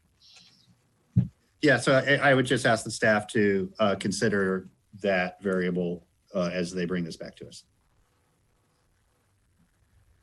Where the volunteer hours take place, where money goes. I personally believe it should be inside the city limits. Yeah, I'm going to be inclined to agree with you. Okay, so Larry, let's turn it over to you to see if there's anybody from the public that wishes to share their thoughts. Commissioner Ariola, I'm sorry, I didn't see your hand. No, you're fine. It was a last second realization, Mr. Mayor. I had comments about including the commission and inviting other elected bodies to also take part in the types of trainings that is illuminated in the toolkit. I took it down, but I can't find it. I just think we need to be a part of it too. Yeah, I think that's understood, that it's that it will include the commission as part of the city. Okay. But I also wanted to invite other governing boards so that they can consider some of this work as well. We can share with them what we're doing. I mean, honestly, every organization is going to have to build up the infrastructure to do this themselves. It can't be on the city to do this for everyone. We can do it with them. Yes, that is exactly my intention, which is to support their efforts. Okay. Well, I think once we get this back and we understand what the process and framework is that Ms. Marshall brings back to us, then we'll have something to share with them and we can reach out at that point if that sounds reasonable. Okay, that is. I just wanted to keep it centered. Thank you. Right on. Okay, Larry, back to you. Yes, sir. At this time, we don't have any callers on this item. Okay. Thank you all very much. Actually, Mayor, I do see someone who's just dialed us in. If you just give me a moment to get the call screen, we'll see if this caller is wanting to speak on this item. Please stand by. You can have up to 7 moments, Larry. Thank you, sir.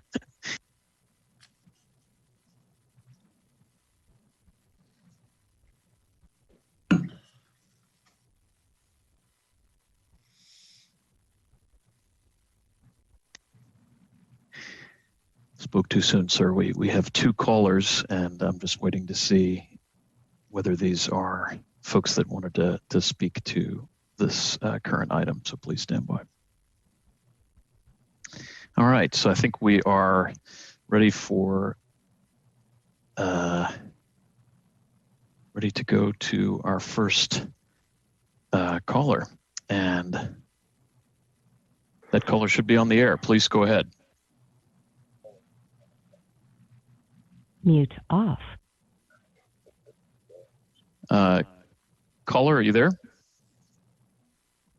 Yes. Please go ahead.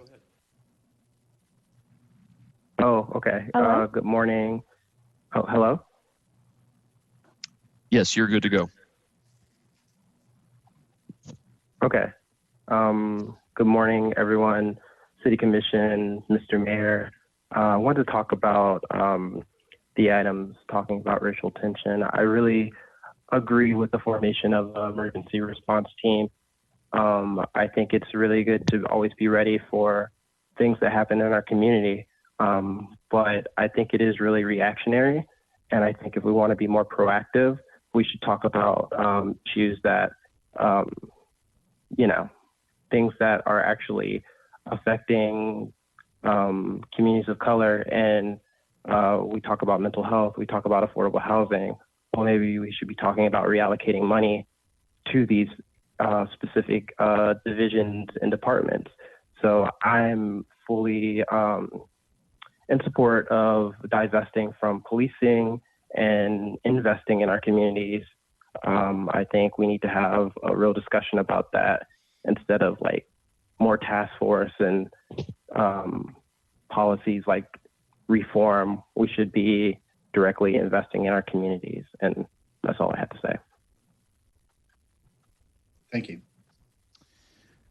Mayor, we have a Gainesville number ending in 8825. Caller, I just wanted to ask if you're calling to speak on the item responding to racial tension in the city.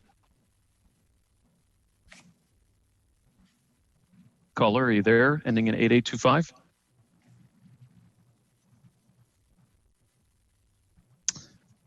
All right, we'll try to come back to that person. I have a 954 number ending in 8991. Just wanted to see if you were calling to speak on the item responding to racial tension in the city. Yes, I just wanted to comment on that item myself as well, quickly, Yep, if that's please okay. do. Yes, absolutely. Okay, awesome. I just wanted to back the comment put forth by Wally, and I wanted to say that I am also in support of divesting or defunding our police and allocating resources more to community-oriented programs and resources. Yep. And that's all really.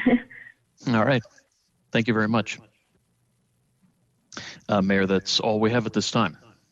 Okay, thank you to our callers for joining us and sharing your thoughts.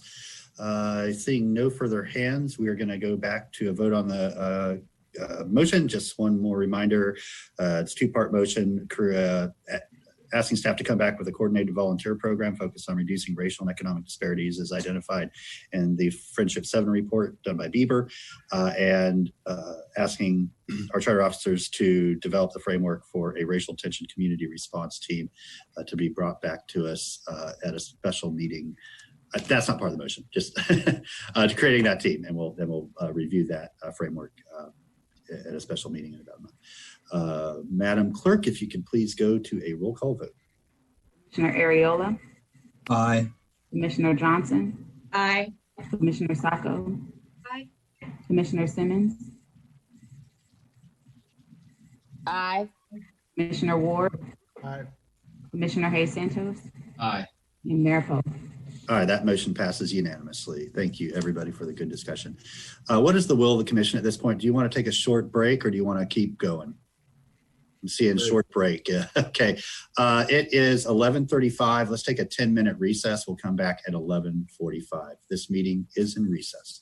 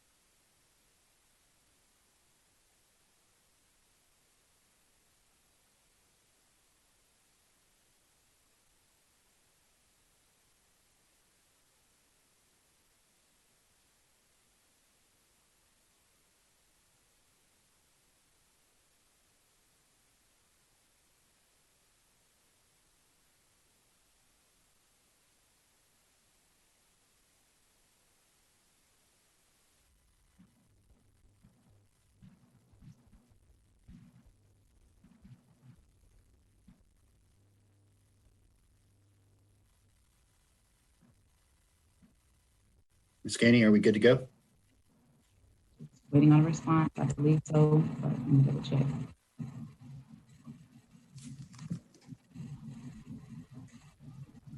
Yes. Okay, very good. This meeting is back in order. And the next item on our agenda is a request to convene a Citizen Police Review and Reform Recommendations panel. This was submitted for our agenda last Thursday by Commissioner Ward. And so I will turn it over to you, Commissioner. Thank you, Mr. Mayor. Obviously, Gainesville, like every community in our nation, needs to review what we're doing with our police force. I'm not prepared to make any recommendations of what we fund or don't fund. What I think the responsible thing to do is review what we do and make sure that there's an understanding of what the Gainesville Police Department does, what its processes and policies and procedures and daily operations are like. And with that understanding, move forward with with a clear head and a clear opportunity to make good choices. I've gone through lots of different iterations of a potential motion. I've shared a couple of those, at least one with all of you via email. And I have continued to work on iterations of that with community input, a broad section of community input. And I would like to hear what my colleagues' thoughts are before moving forward with a motion. I'm open to different sorts of things. Ms. Gainey has the current motion that I would like to make, I think, but again, and she can share that when a time is appropriate, or we can hack it up and rethink. But I would like to hear what your thoughts are on a review of what GPD does with thoughts toward reform. Thank you. Okay, very good. Thank you, Commissioner. Commissioner Hayes Santos. Thank you, Mr. Mayor, and thank you, Commissioner Ward, for bringing this forward. I do think we should review things, and there's been things that we've talked about doing and changes since I've been on the commission, and a lot of them just haven't happened. And I think we're in a time now where we can actually get traction and move forward on things. As far as a new board or having two different boards, we have a police advisory council now that is appointed by the city manager. I would, rather than having two different boards that kind of do this, I'd rather have one, and maybe that the police advisory council is reimagined, and maybe that's appointed by the city commission to kind of have more of a check and balance. But I just don't think having two boards, I think that's just too much stuff. As far as, I also don't know if we want to just wait on a board to come back with recommendations too. And if there's things that we as a commission think need to happen, I think we should try to move forward on some of those reforms as well. My worry about trying to create a whole new board and that we're talking in months and months and months before I think they're even a place to even start a lot of times.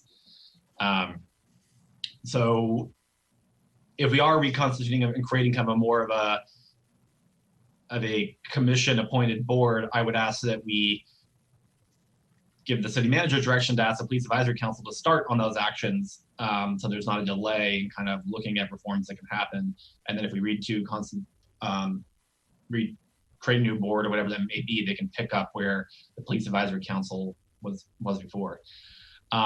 But I do think there are things that we should do. I mean, we've talked about in the past. I mean, one of them is like adult civil citations that we've talked about, and I feel like there was a majority of people who agreed to that, but it was kind of slow walked in some sense and kind of died. I know there's things that came out of when the mayor worked with the U.S. mayors. Was that correct? It was not through them. It was through a separate organization that was part of our grant. Okay, that's right. through the National League of Cities. Then also the Chief Jones worked with that as well. I can reshare some of that information if you want. Yeah, and I don't feel like things ever. We're waiting on that report to come back and to make some changes, and those never changes are made. Like I think we need adult civil citations. I think we should look at decriminalizing more things. I think we should look at, do we need as many sworn officers as we have currently? Should we change who gets sent to a call? We made changes, I believe, last year that sworn officers don't respond to some small car accidents and things like that. And then should we expand that? And then taking some of those dollars and maybe putting them towards mental health units or homeless units or changing kind of how we do it. But I just don't want to wait forever for a board to come back with a recommendation. We were elected, and one of the things I ran on was criminal justice reform. There are things that I would like for us to change in the meantime too. Thank you, Mr. Mayor. Thank you, Commissioner Simmons. Thank you, Mayor. I wanted to know if Commissioner Ward could give us a brief update on what your thoughts were. I know you sent out an email, and if Ms. Gainey can just show us what that motion looked like, that would be helpful for me.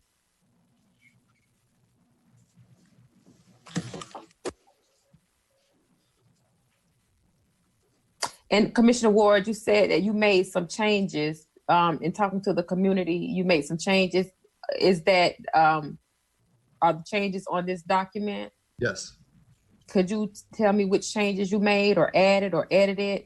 Sure. It's probably about 50%, maybe 75% of the motion that I sent out last week. Okay.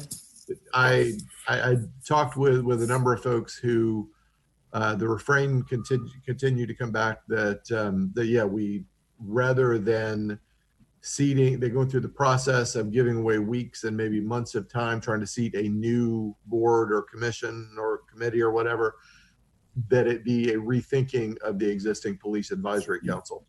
Okay. But incorporating a lot of the things that were in there. So I'll read through this real fast. Yeah, if you could, thank you. Okay. I move that the Police Advisory Council be expanded with more citizens appointed by the City Commission and reflect racial, socioeconomic, and geographic diversity, and that a subcommittee of the PAC, which is an unfortunate name, but a subcommittee of the PAC be formed to work on the police, a proposed police review. The subcommittee will pay particular attention to how existing operations and procedures affect communities and individuals of color, especially Black residents, as well as other historically and currently marginalized communities and individuals. Pay particular attention to programs that are working and having a positive impact, as well as to allegations of improper behavior, and offer specific solutions to address them in a new system. Consider what, if any, current GPD functions and practices might best be delivered by a different, existing, or new city department. Consider what, if any, current GPD functions and practices should be ended. Consider what, if any, current GPD functions and practices should be better supported, and offer proposals for reform as clear standalone modules that consider logistical and funding concerns with special attention to how they affect communities and individuals of color, in particular Black residents, as well as other historically and currently marginalized communities and individuals. That the PAC develop a procedure for complainants to review their cases before the PAC. That the PAC add use of force reviews to the list of PAC reviews. That the PAC provide a quarterly report to the City Commission on the activities of the PAC. I think there's another page here, but I'm not controlling the screen. So currently, if something was to happen, a resident could not go to the PAC and complain or have their concerns heard, or how does that work? Do you know? They can, but it's not a real well-developed process for doing that, and I would like to see a more well-developed process. Okay. Two other items on this, that the PAC hosts summits on police transformation, and that the PAC study increasing police service technicians, increasing the number of police service technicians, to have more non-weaponized officers respond to calls, and rename that program Community Service Technicians. Okay, thank you. Thank you, Mayor. Thank you. Thank you, Commissioner Ward. Commissioner Johnson. Thank you, Mayor. I'd like to find out from you, first of all, this is exceptional, Commissioner Ward. Thanks for bringing this forward. I think it's a really good way to kind of expand and empower the people that are on the board and also give voice to new people that I think need to be involved in some of this work. Do you see any role for FOP in this? Honestly, I had not considered that. I'm willing to talk about it, but it was not part of. I have talked to FOP members through the process. Okay. I have not considered a formal role. Yeah. I mean, I think it's worth something at least thinking about, and I'm not really sure where I'm going with this, except to say that the FOP is going to need to eventually be on board with quite a few with in many ways what comes out of this committee. So my thoughts is that they need to be at the table with this, but I'm willing to also hear, you know, what your thoughts are about that, or anybody's thoughts. So yeah, I've got some, but I'll wait. Yeah, I can wait. Okay. Yeah. Are you good for now, Commissioner Johnson? I am. Okay. I think it's a great motion. I'm ready to support it. Okay, Commissioner Ariola. Thank you, Mr. Mayor. I'm also ready to support this. However, I don't want this to, you know, my issues, the longer I've thought about the issues of policing, the more I think we need to bifurcate two parts of this discussion. And the first one is a discussion about policing. And the second one is a discussion about how do you invest in communities so that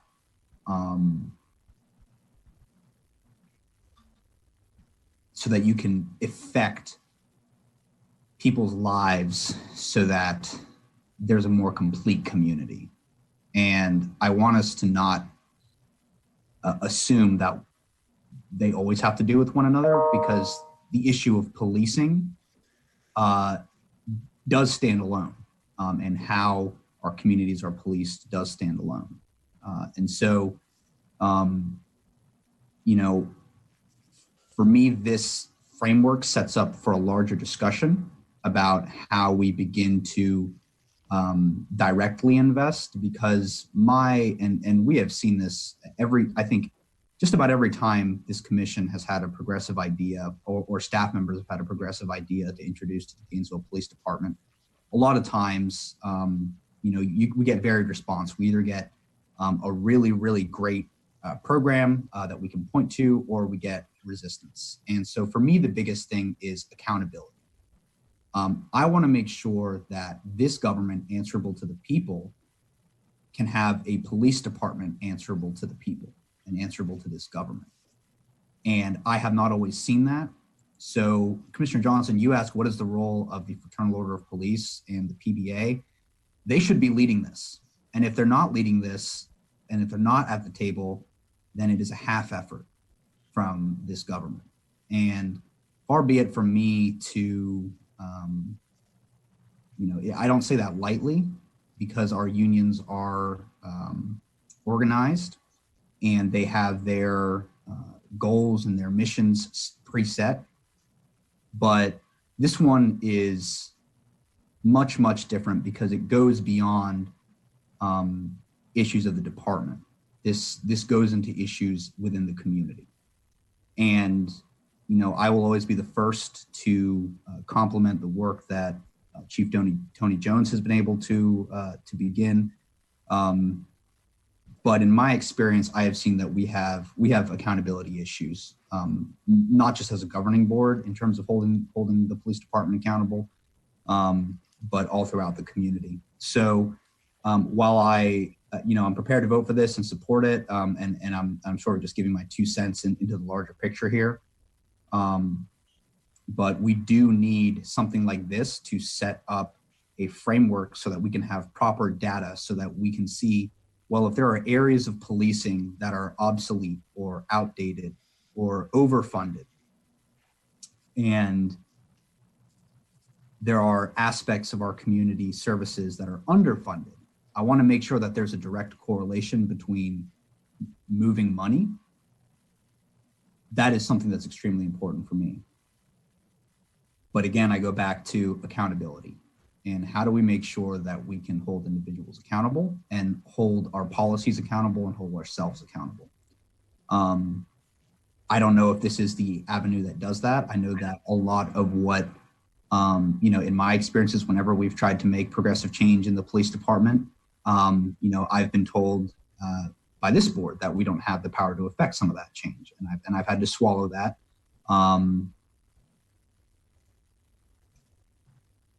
I think the community is tired of that. So my question is, if these two boards, if this police advisory board is going to have a separate duty from the oversight board, I want to know if either of those are going to have the ability to hold the police department to account. And if that's not the case, if that is something that is only negotiated in union contracts or that only exists between the manager and the chief, then we need more transparency in how those mechanisms of government are going to hold the police to account.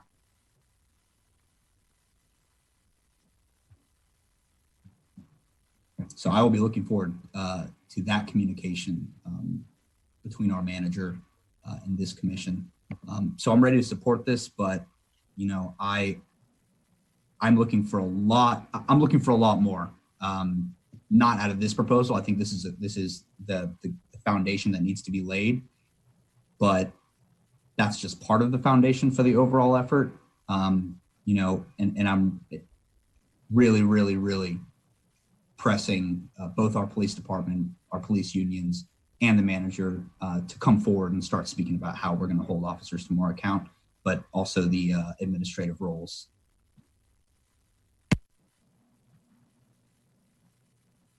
I conclude, Mr. Mayor. Okay, thank you. Before we go back around a second time, let me jump in here. My biggest concern with this proposal is that I believe that the commission needs to own and lead this discussion and process. We are the ones, as you all are well aware, and will continue to be the ones that people look to implement change in a meaningful way, to be the ones out in our community, engaged with our neighbors. And I am concerned that if we charge, whether it's the Police Advisory Committee or a separate new board, which I feel like we've moved away from in the current iteration of this motion, that it's going to do two things. It's going to delay the process, and it's going to send a message that we are somehow removing ourselves from sort of the direct responsibility of addressing these important issues. I could be wrong about that. I mean, I am completely going off instinct and informed by some modicum of experience. There's a big part of me that's very thankful and very excited about the point in time in which we find ourselves. I'm not trying to make this about me. I'm just sharing sort of an anecdotal experience with you to help understand how important where we are right now is. There are a lot of these issues that sort of fall under the defund the police umbrella that I and others have been, trying to work on for years. And we've had some success. I think that, some of the participation that we had with some of the other mayors I worked with, and through the chief and what we worked with the MacArthur Grant and National League of Cities. And I was trying to dig up, I've got just a slightly less organized filing system compared to Commissioner A. Santos, but I was trying to put my hands on some of the work and some of the, sort of throughput from that participation. I actually think, I don't know how these national meetings and travel is going to go. To me, our participation with that organization, and I'm totally drawing a blank on a specific title right now, but I think it's as important to our participation with GARE in these areas, because it is just a group of states and cities and counties working together to reduce arrest, to address racial disparity in the criminal justice system. There's so much work that's being done out there, and they meet twice a year. That's how active and involved this group. They meet nationally twice a year, because they've realized years ago that they need things happen so quickly, and that's the sort of frequency that you needed to get together to keep things moving forward. So all that to say, one of the barriers to addressing a lot of these issues and implementing meaningful change in a lot of these areas has been that there has not been this groundswell of community support behind it. And all of you have served long enough, however long you've served, to know that you can feel really strongly about something and be passionate about it. But if there's not a critical mass of community support behind it, it just is not going to happen. You can't you can't shout from the mountaintop if there's no one out there ready to sort of be ready for a call to action. So that's no longer our barrier. We have this call to action. We have a groundswell of community support. And so it's so important that we take advantage of that while we can. Because we don't know, maybe this is going to endure for the next decade. And future commissions will still have that community support behind them. But we don't know. And so we've got to act decisively, and we've got to act quickly. Which is why I feel like this should be commission-led. Now, if there's a motion to move this forward and the majority supports it, I'm not going to vote against y'all. But I am going to use my position and this commission as the vanguard for these actions and this movement. And so in other words, I believe that we need to be out in front of this. And then the Police Advisory Committee will function in a support role as we ask and as we direct. Because again, I think that's the only way we get things done expeditiously, and we get things done in a meaningful way that gets to the heart of the changes that truly need to be made.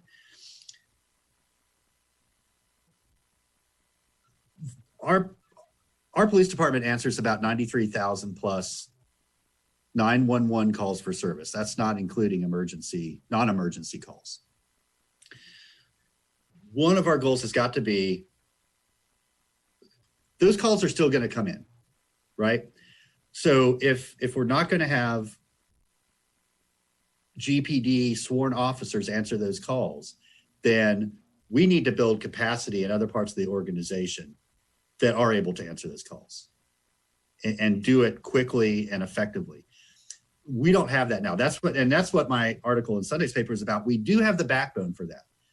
We've been building over time here alternative response mechanisms to a sworn officer, but we're not close yet. And so that's one thing that I think the commission needs to move very quickly on is scaling up those programs like the CRP, like the mental health first responders, because that's a way to transition quickly and effectively, and we know it already works. And you all saw the email from Meridian. They're standing by. They're ready. As soon as we say bring them on, they've got more people to expand that program. But I don't want to get today mired in like the technical, details of that. It's we've talked about the need for a central receiving facility. Like, we're not going to be successful in this transition without that. We've got to have that in place, fully stood up and operational for all this to work. So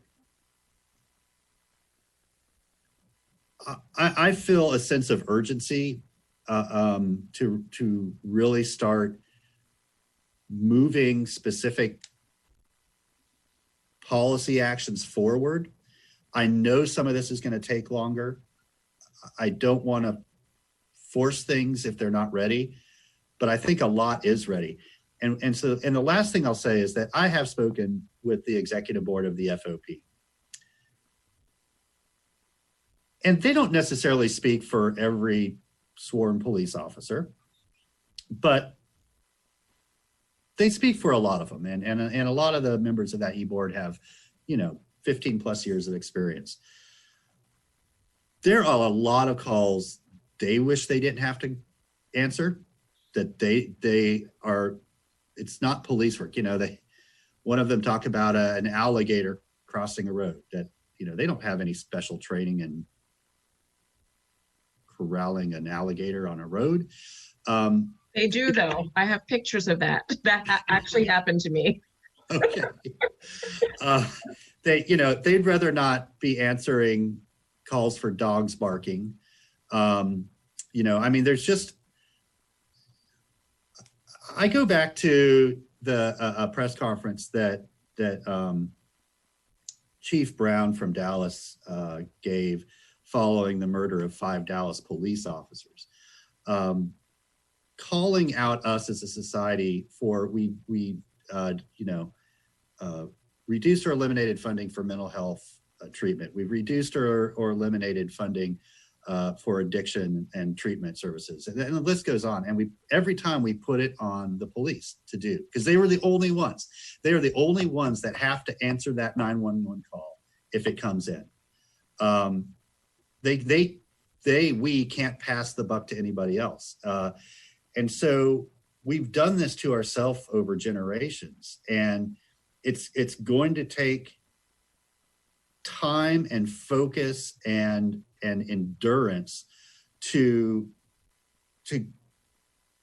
transition away from that.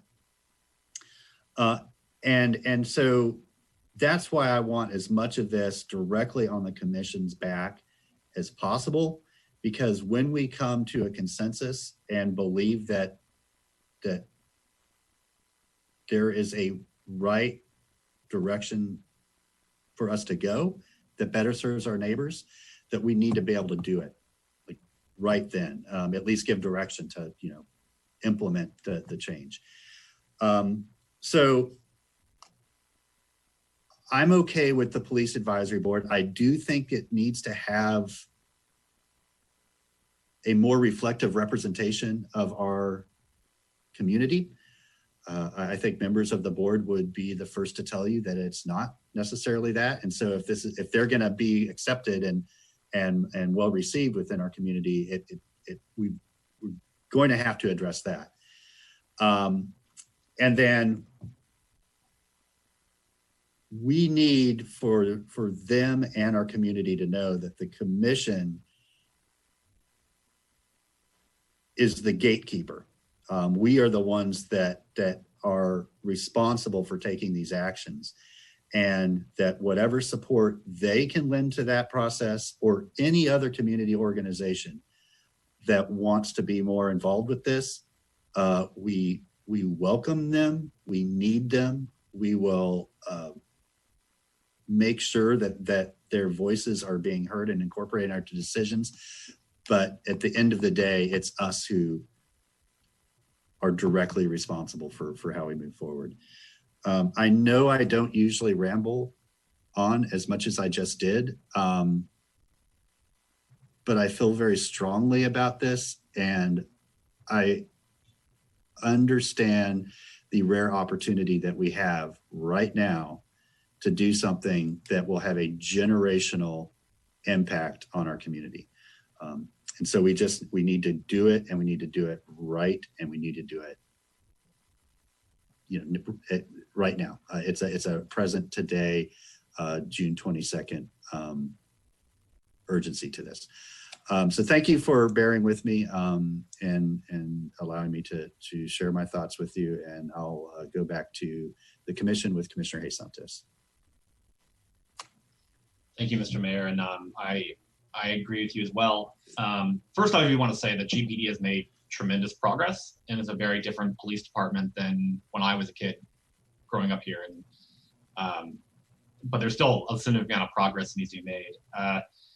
One of my questions was on a timeline coming back from the Police Advisory Council. And to your point, Mr. Mayor, I agree. I think it is on us, and I think we should go quickly and try to have these discussions as quickly as possible. And I would support us moving forward the Police Advisory Council, but also I believe we should have a special meeting to discuss police and criminal justice reform. And a few things I think we should discuss, to your points of like accountability of officers that Commissioner Earl brought up, who answers 911 calls, and can that be reformed in that sense? I do think we should move forward on adult civil citations as well, and moving that policy forward. I think we should also be looking at our use of force policies, and should those be, I do think they should be reformed. So I would like for us to also, if we have a motion, to set a special meeting and to discuss those, and so we can start moving forward on those policies as well. Thank you, Mr. Mayor. Thank you. Commissioner Ward. Thank you, Mr. Mayor. I'm going to respond to a few things. First of all, I absolutely agree that there are specific things that we can and should consider as a commission as we move forward. I want us to be very, very careful that whatever we do is well considered and that there's ability to support it somewhere in our city. The conversation that I consistently had with the phrasing that came up with nearly everybody I've talked to over the last couple of weeks working on this was that GPD and every police department really has been the repository, as you said, of lots of projects and lots of community needs that just get dropped on the doorstep of the police department because they have to answer the call. So there are a lot of programs existing at GPD that maybe they belong there, maybe they don't. We're not going to be very good at sifting through those without somebody going through and presenting a list of what GPD does to us. We're going to pick and take parts and pieces that may or may not be interconnected. And while some of them are really obvious, not all of them are. We have some social programming at GPD. We do a lot of youth outreach, specifically to young men, that needs to be considered, and a critical eye needs to be put on. Not that it's not a good thing; it's a great thing. But does it belong at GPD? Maybe it does. I don't know. And rather than it being only young men, it needs to be young women as well. There's a lot of conversation to be had. But a lot of great programs exist at GPD that either need to be better funded or moved somewhere else, et cetera. There are so many conversations to be had there. But my thought on a review was to actually have a review and to report back. It's in here, I think, on a quarterly basis from the PAC to the commission so that we can work action items into what we do with support from that. The likelihood of us being able to do a comprehensive review of GPD as the commission without somebody going out and doing the work for us to bring to us is minimal. There are things we can do and things that will rise to us, But if we don't ask some group of citizens through some process, kind of like this, to bring us back a review, I don't know how we achieve it otherwise in a comprehensive fashion. Again, there are lots of things that we can do, but I would prefer that it be comprehensive. And I'm not saying we should wait on things like the central receiving facility. I included in here very specifically changing the PSTs to CSTs, community service technicians, and increasing the number of them. And they could certainly, be co-trained in mental health responsibilities, things like that. There are lots of ways to think about this stuff. So I'm willing to add specific things to this motion.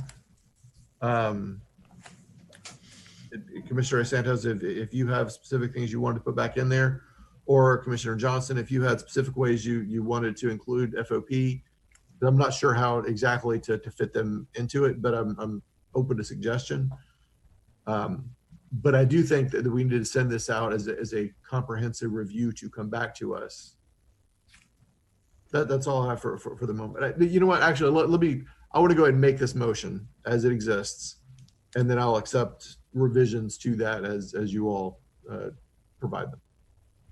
Okay, thanks. I can only see 3 of you because of the screen share. So can somebody unmute and second that for me if you so choose? Second. Okay, that's Commissioner Simmons. Thank you, Commissioner Ward, Commissioner Simmons. And Commissioner Simmons, you are up next. I just wanted to say that I think this is to use that toolkit analogy, this is just one tool in the toolkit, looking up, creating a framework. I think this gives us an opportunity to, like Commissioner Ward stated, it just gives us an opportunity to face different things as it relates to policing and the department. We can face it head on with the help of the community. I think oftentimes what we have been experiencing, what we have experienced in the past, is that folks' cries or comments, complaints, concerns often go unheard. And we put an advisory board in place for that reason.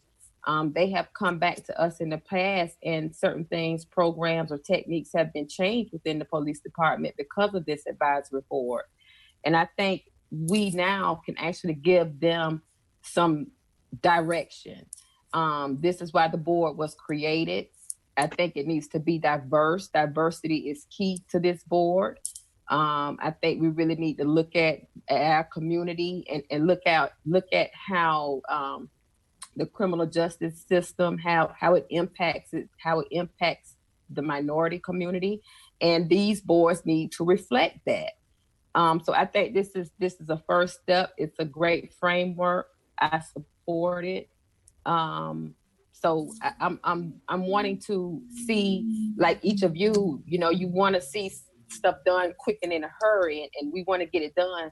But I think we have to look at long-term solutions as well as short-term solutions. And I think what we do when we put something like this in place as a framework, we can address long-term systemic issues in our criminal justice system with a diverse board, giving them a direction to go. So I'm in support of it. Thank you, Mayor. Thank you, Commissioner. Commissioner Johnson. Thank you, Mayor. I would like to add, Harvey, if you could add to this, to your motion to invite membership from the FOP to be a part of it. 2 is, I don't think this is an either or. I think it's an also and. I think that we can do both. I think absolutely, Mayor Poe, like you said, the buck stops with us.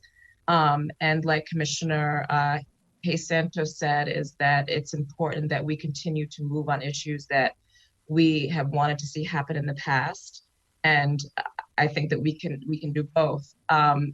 and like Commissioner Ward said, I think that just with the capacity of this board, this is going to require an exceptional amount of time to really dig into these issues. I know that there are community members that are very motivated and interested in being a part of this process and being a part of the solution for whatever comes out of this committee. So it's important to me that we extend that opportunity to the community that wants to be a part of this.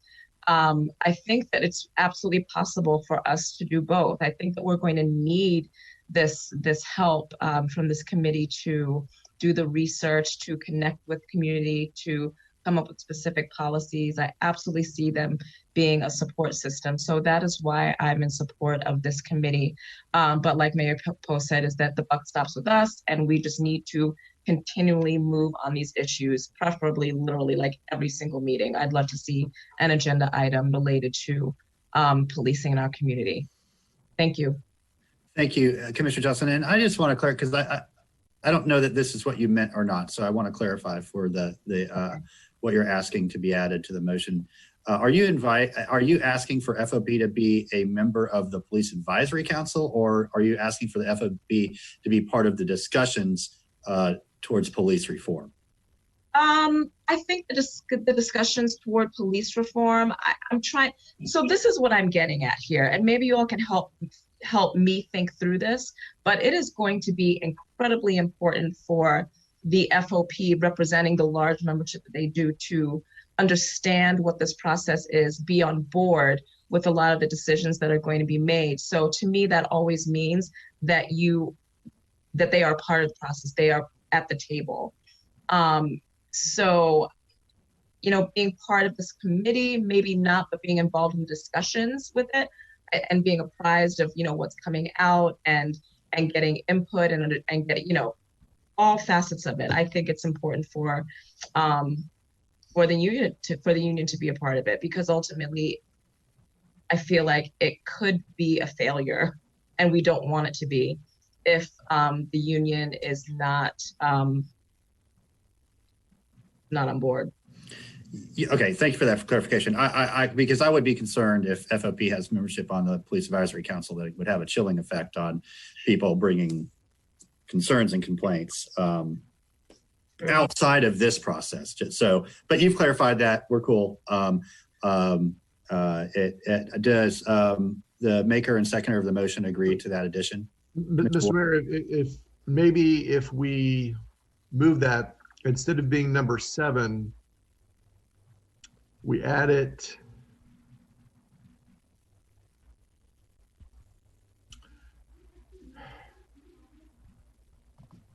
I want to be really clear that they're coordinating with the subcommittee about reform, to your point, Mr. Mayor, and not part of Police. The complainants Right. reviews for so if we just move that up and say that the subcommittee will work with will work in coordination with FOP. How's that? Yep, that sounds great. Thanks. Okay. Thank you. I accept that. Commissioner Simmons, you good? Yeah, okay, thank you. I'm gonna, whenever I see our attorney's hand go up, I like to get right to that before we go any further off the rails, if that's what we're doing. So Ms. Shalley, you wanted to jump in here, and then we'll move back to Commissioner Ariola and Hayes Santos. Ms. Shalley? Yes, thank you, Mayor and Commissioners. I did want to weigh in because I think there might be some preliminary work that's necessary before this all moves forward. And what I'm speaking of is the Police Advisory Council. I'm not certain how that was formed, and it's not one of the commission boards or committees that's in the Code of Ordinances. So before you're assigning critical work of this nature to a council like that, I think someone in the city manager's office would need to be assigned and work with my office to actually formalize this police advisory council, figure out if they have what rules they operate under, how a subcommittee might be created, and then some of the particular proposals that are in this motion may indeed be unlawful, but of course our office will work with whoever carries out this work to review it and make sure that it's not. The commission considered a similar proposal back in 2011, and certainly the unions weighed in at that time, as did our office, and recommended that the commission not move forward. But I see that that's only parts of this, so I don't want to, we're not shutting down the whole thing now. I just think that important sort of initial work to formalize this, to make sure that the foundation is in place for both the council and the subcommittee to do this work is important. That's it. Okay, and so, I think then we would want that analysis and recommendations to come back to us at this special meeting that we will discuss these issues in July. Commissioner, thank you, Ms. Shelley. Commissioner Ariola. Thank you, Mr. Mayor. So that was a great segue into one comment I wanted to make, which is that, I don't want to, I'll pick one example. So when we talk about criminal justice reform, a lot of the points when we've had this discussion, 100 times on this commission over the last few years, comes down to the fact that there is separation of powers in government. And we don't write all the laws, and we don't carry out every aspect of the criminal justice apparatus.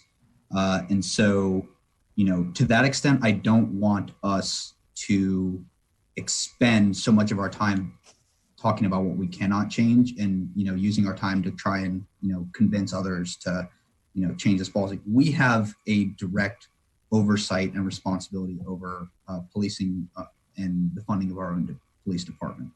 So that would be my one concern every time we create committees, is what is the specific charge being given to a committee? And so my concern would be, the review being sort of so broad and the umbrella being so big that it doesn't focus on the very, very specific issue of policing in Gainesville, because we can't speak for court services, we can't speak for the state attorney, we can't speak for the sheriff. Having said that, Mr. Mayor, I appreciated your long comment because over the years, I have spent a great deal of time wondering, particularly our role in forming law enforcement policy. And there have been times where, the commission, we have gone full bore into general orders and general policy and been met with stiff bureaucratic resistance. And in some cases, it was because of, as the attorney said, whether or not the direction we're giving is lawful or not, or whether the direction we're giving is opening that door, and whether we're endangering not just this government, but officials. So I want this commission to be where the buck stops. I also know the experiences we've been through.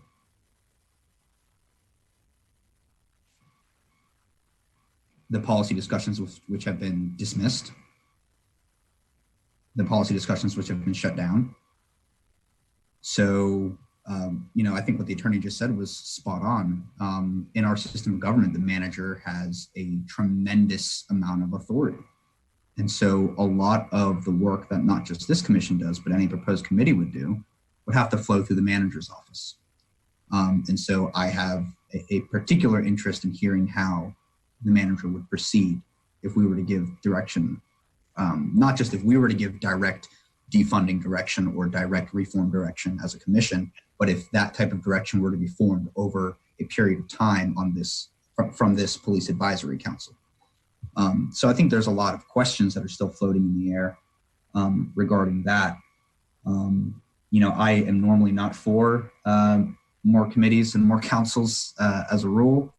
I think this particular one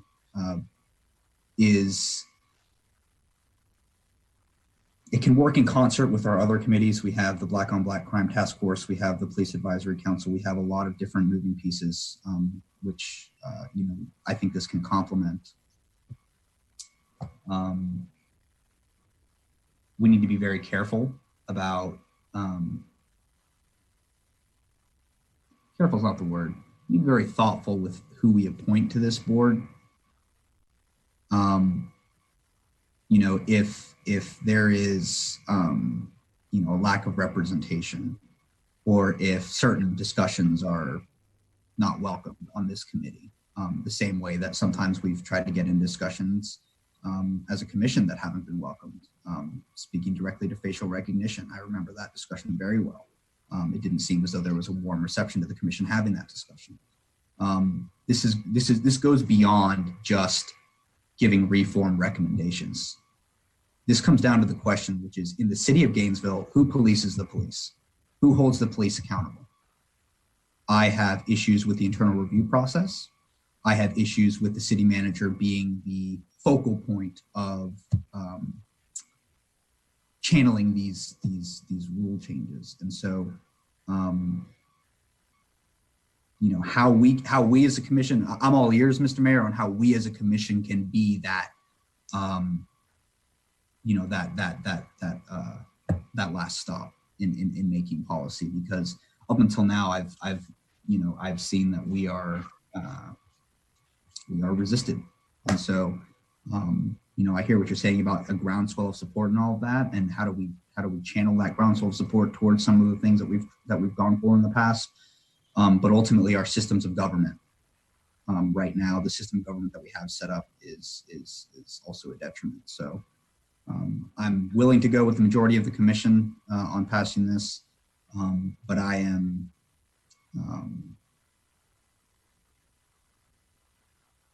very, very concerned that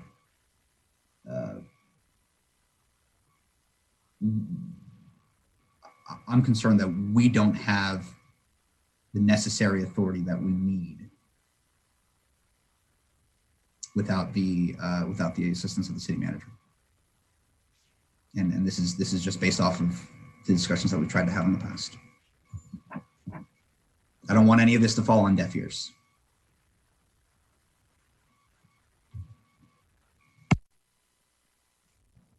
I conclude, Mr. Mayor. Okay, thank you. Commissioner Santos. Thank you, Mr. Mayor. I agree, Commissioner Ariola, on 2 points. Your first one, that we should focus on what we can do as a city and not have a broad focus of what we want to change at the federal level or the state level and things like that, because I think we should focus on those, but I think right now we need to focus on what can we change now within our own powers. To your point on powers, I do believe our current city manager will take the direction of the city commission. Also, in terms of the powers that we have, a lot of it comes down to what we can create ordinances. We can take power, move it around too. It's just we have to assert our power. And I think we don't do that enough. So I would agree with you on that. On the point on we'll work in coordination with FOP. What exactly does that mean? I mean, is it my one? But I think the FOP should be a part of this and needs to hopefully have a buy-in. But I also don't want things to be stopped because FOP doesn't think that's what's good for their members. So I don't know if coordination is the right word or not, but be a part of the discussion. But when I see coordination, it kind of that's working to. I don't know. I just don't want things to stop because FOP doesn't want it. And I don't know what the maker's intent is at that portion. I think we could solicit input from FOP. Okay. I'm comfortable with that. Okay.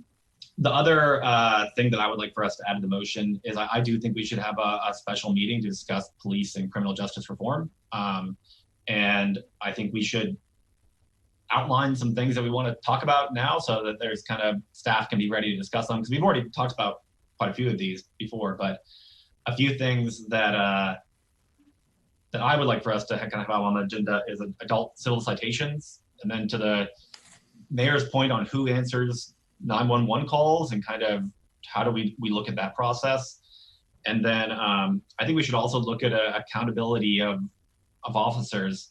And that I think is one of the main kind of cultural issues that needs to change of how do we ensure that our officers don't just turn in an officer who does a bad thing, but also intervenes and stops them from doing things that aren't right.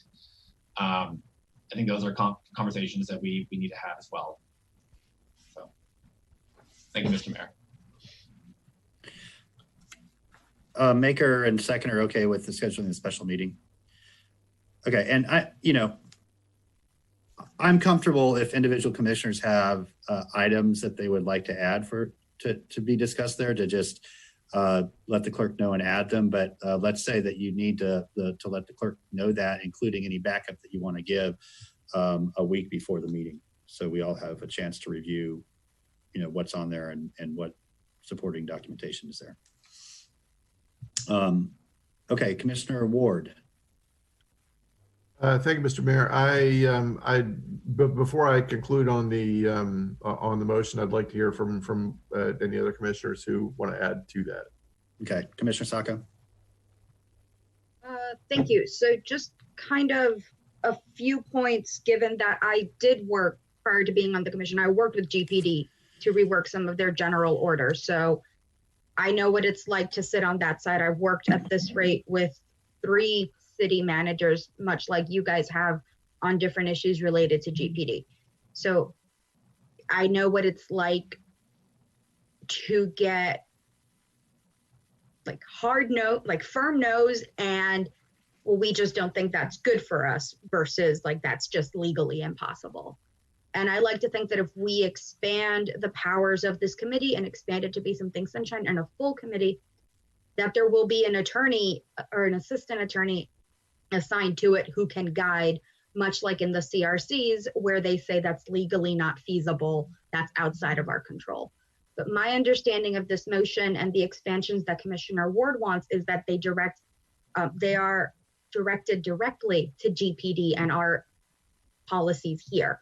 So while Commissioner Hayes Santos does want to look at the issue of adult civil citations, and I fully support that, making it similar to the civil citations that we have for our emergency order, where it doesn't detract from the state's laws, it just gives an additional option at the local level. I think that the vast majorities of these issues are going to be within our legal control. I think that they are at our level, and if something is beyond the municipal level, whatever attorney is assigned to that committee or to follow that will promptly tell them that's just not feasible. And if it is something that we as a commission think we should explore further, then we can ask, well, where has it worked? Why wouldn't it work? How else can we come to that same conclusion? So I don't want us to think that, the current city manager or GPD is too obstinate or unwilling to work with folks. It took a long time, and a lot of these things can take time, but we do see change. And that's coming from someone who complained for 2 years about getting language access at GPD. But you can affect change. And if it's through something like this, where the goal is to do a comprehensive assessment and provide recommendations, I think it would be a lot faster, because we're already in the mindset of how do we review and edit what we're doing. So I think this is great. I am for it. I'm for expanding those powers. If we are going to schedule that meeting, I would like to add the item of body cameras. When I went by GPD, was that only a week ago? I think it was a week ago. We, under previous city managers, we were told you don't need more funding for cameras. So we do not have enough body cameras at the moment for all of our officers to be assigned one. That's a problem. If we're going to talk about any kind of reform, we need accountability and records. As for the rest of the motion, I am wholeheartedly in favor of it. I think that we can given a diverse council, having a diverse body actually give that feedback and assessment, I think we could do a lot of good. Thank you, Mr. Mayor. All right, thank you. Commissioner Hayes Santos, and then back to Commissioner Ward. Yeah, thank you, Mr. Mayor. On the body cameras, I think we should also discuss not just the funding, but also the use of body cameras. There's a wide variety of how much they're used, when are they on, and things like that. I also believe we should discuss use of force policies as well as one of the items. And I do think, and I think for scheduling a meeting, I do think we need to have it quickly. So that's just I asked to the clerk's office so we can have that as quickly as possible. So I think it's important that we start addressing it. Thank you, Mr. Mayor. Thank you. And before I go back to Commissioner Ward, just one other item for the special meeting, police training.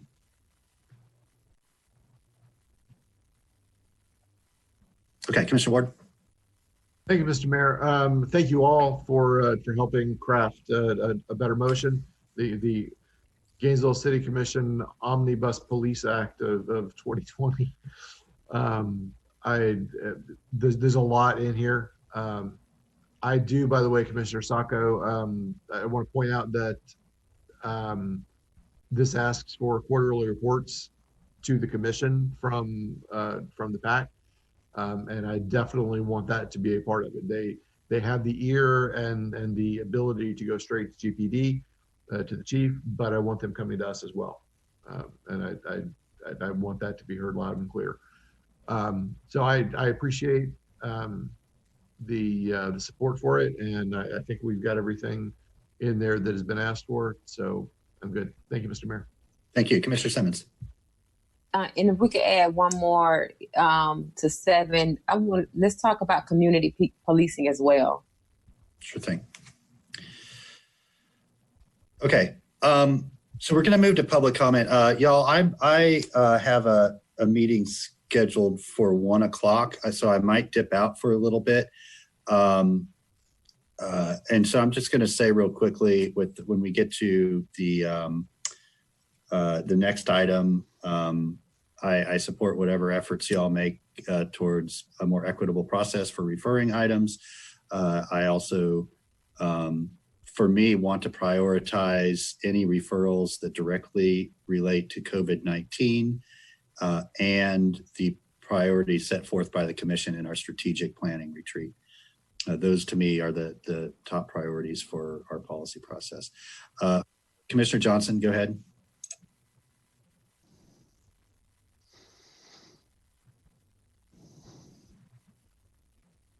Commissioner Johnson. Sorry about that. Can you hear me? Yep. Okay. Yes.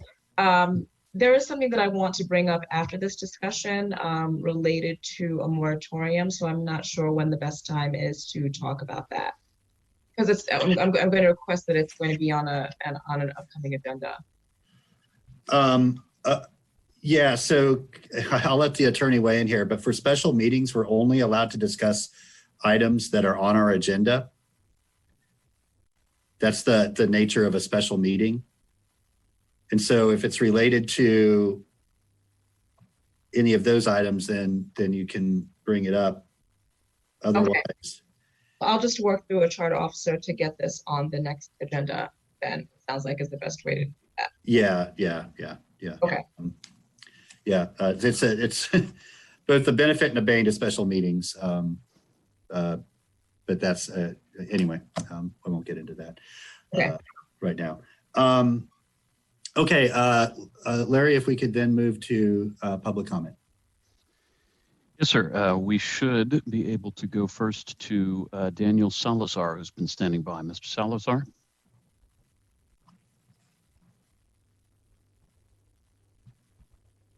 And city commissioners, I am calling because I want to encourage the city commission to fund the GPD and instead of investing in all these meetings and boards and reforms. As a resident of the city, police has taken people away from us. Robert Detman was a 16-year-old that was murdered because he was contemplating suicide and called the police on himself. Kofi was a disabled U.S. student that was shot by the USPD. I have talked to mothers whose sons are in jail and who are having to raise their grandchildren on their own. I've talked to mothers who are afraid for their children, who are stuck in jail during a global pandemic as the cases of coronavirus are ballooning in our state. I've seen people stuck in jail while the city refuses to provide housing to its houseless population. I've seen the city invest in private partnerships to develop the east side of Gainesville while allowing neighborhoods such as Seminary Lane to be turned down and replaced with student housing. I had an armed police officer come to my house and slam on my door to serve my brown father a court summons over credit card debt. We need to stop putting resources towards GPD, towards policing, and put them towards investing in our community. I don't want these boards to put more money towards policing, towards ineffective mental health or racial bias trainings that serve only as symbolic band-aids, towards quote-unquote youth outreach programs, towards body cameras, towards community policing and neighborhood watches, and other reforms that only increase the amount of money the city spends on policing. I don't want money to be wasted on circuitous meetings without making any change. And I don't want our politicians to absolve themselves of their responsibility to dismantle systemic racism in our city government. I want each and every one of you to take responsibility because you have the power. Thank you. Our next speaker is going to be Keith Lean, and after Keith will be Alfredo Morales. Keith?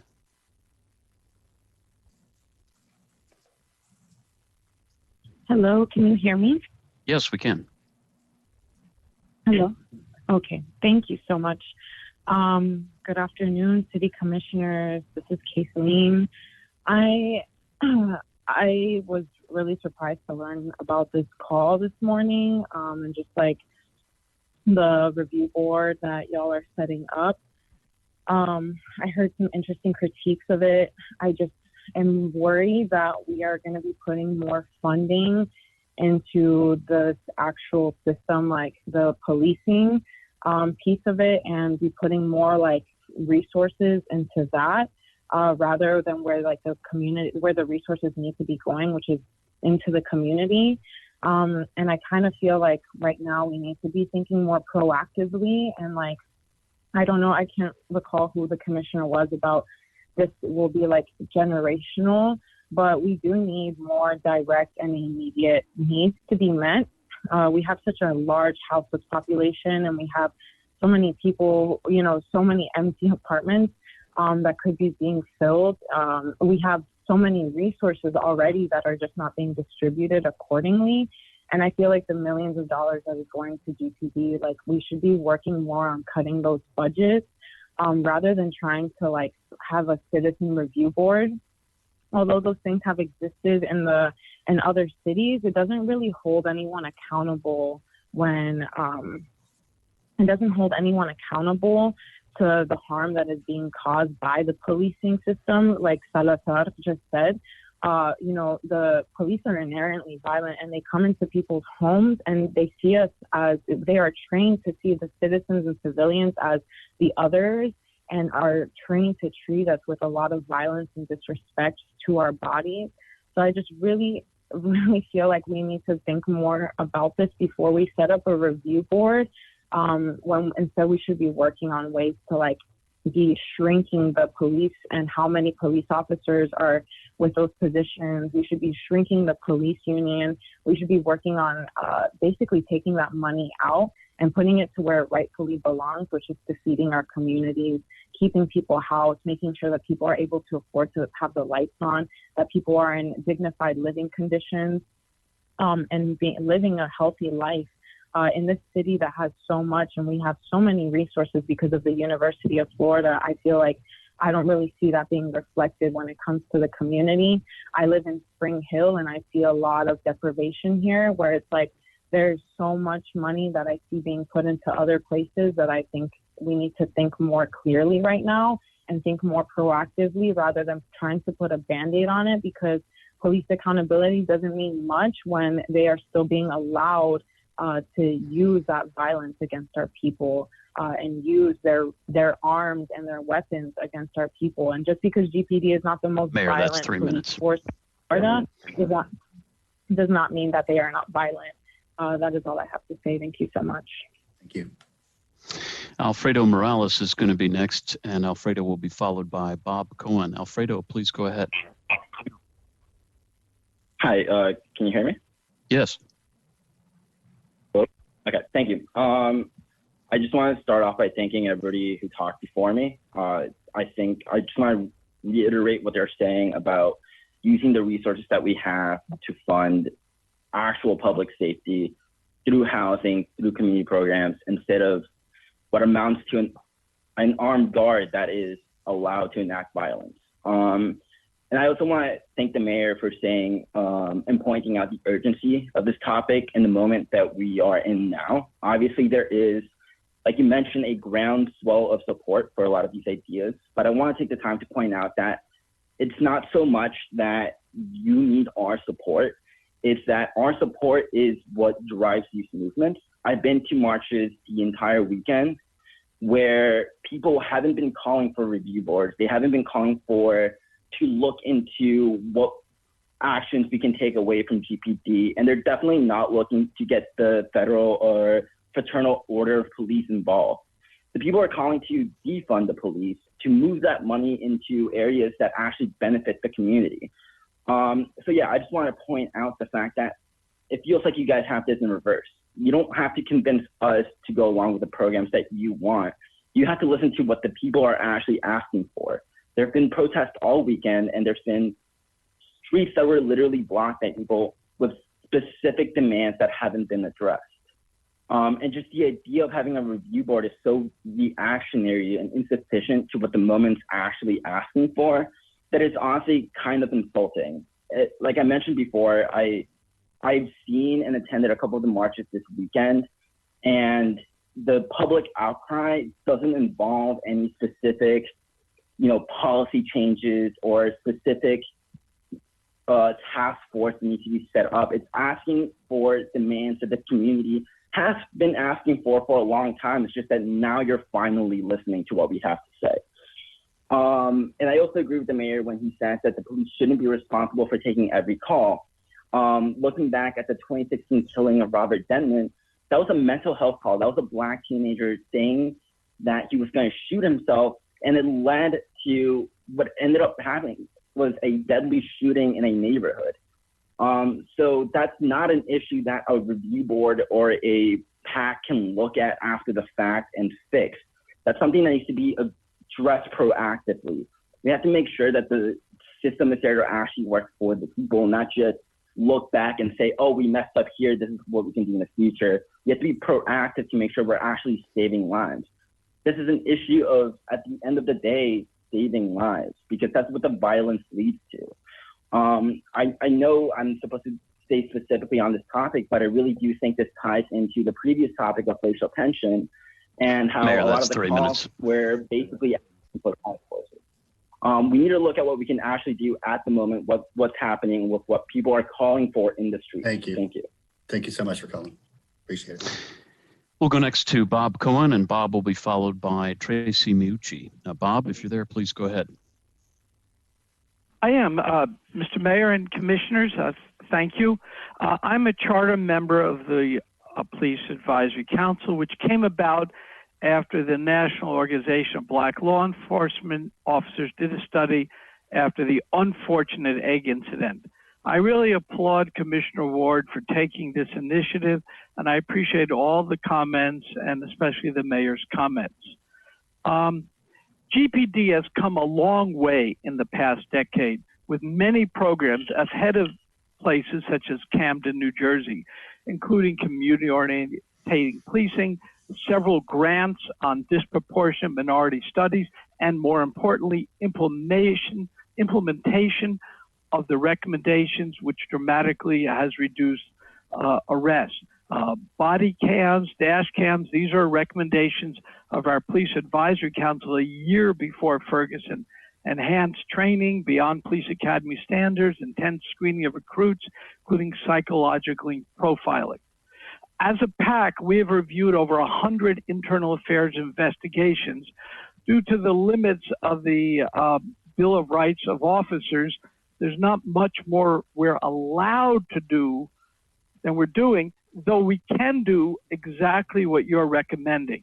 Now, our PAC is quite a cross-section of the city of Gainesville. A couple of vice presidents from the university, I think 4 or 5 African Americans ranging in age from 25 to 80. We are cross-sectional, yet the idea of expanding the group is a good idea to take in more interested parties. Our big weakness is we haven't communicated that we're here and doing a lot. We've met in dozens of neighborhoods. Our most dramatic meetings were the 2 on the slab, but people don't know about us, and that's been our shortcomings. And there's, I like Commissioner Johnson's idea to make sure that FOP has a voice.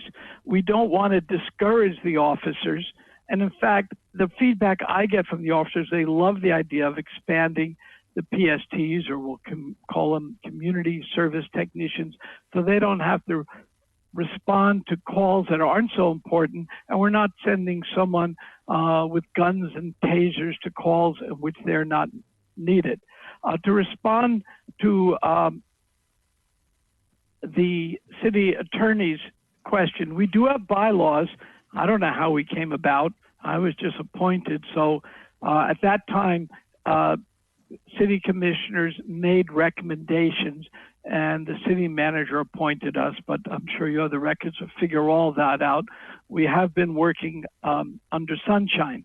I do recommend that's 3 minutes. that our next PAC meeting is Wednesday at 6 o'clock, open to the public. And I do recommend we have a joint PAC City Commission workshop at some time, and so we can all work together. Thank you very much.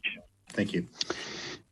We're going to hear from Tracy Miucci next, followed by Zachary Reed. Tracy, if you're there, please go ahead.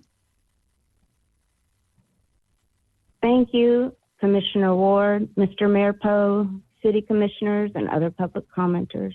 My name is Tracy Miucci, and I'm a resident of Gainesville, Florida. I support defunding our police department for the following reasons.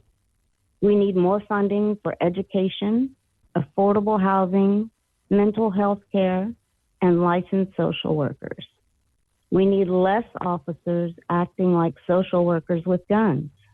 Instead, we need more actual and licensed social workers and mental health care professionals. We also need less officers so we can fund more body cams. If we have only qualified officers remaining, we can afford those body cams. These police advisory councils and convening an external citizen police review, they're a great start, but they're not enough. Our current advisory board needs to be examined immediately. Also, we need the following, but not limited to these requirements for any remaining law officers that we keep.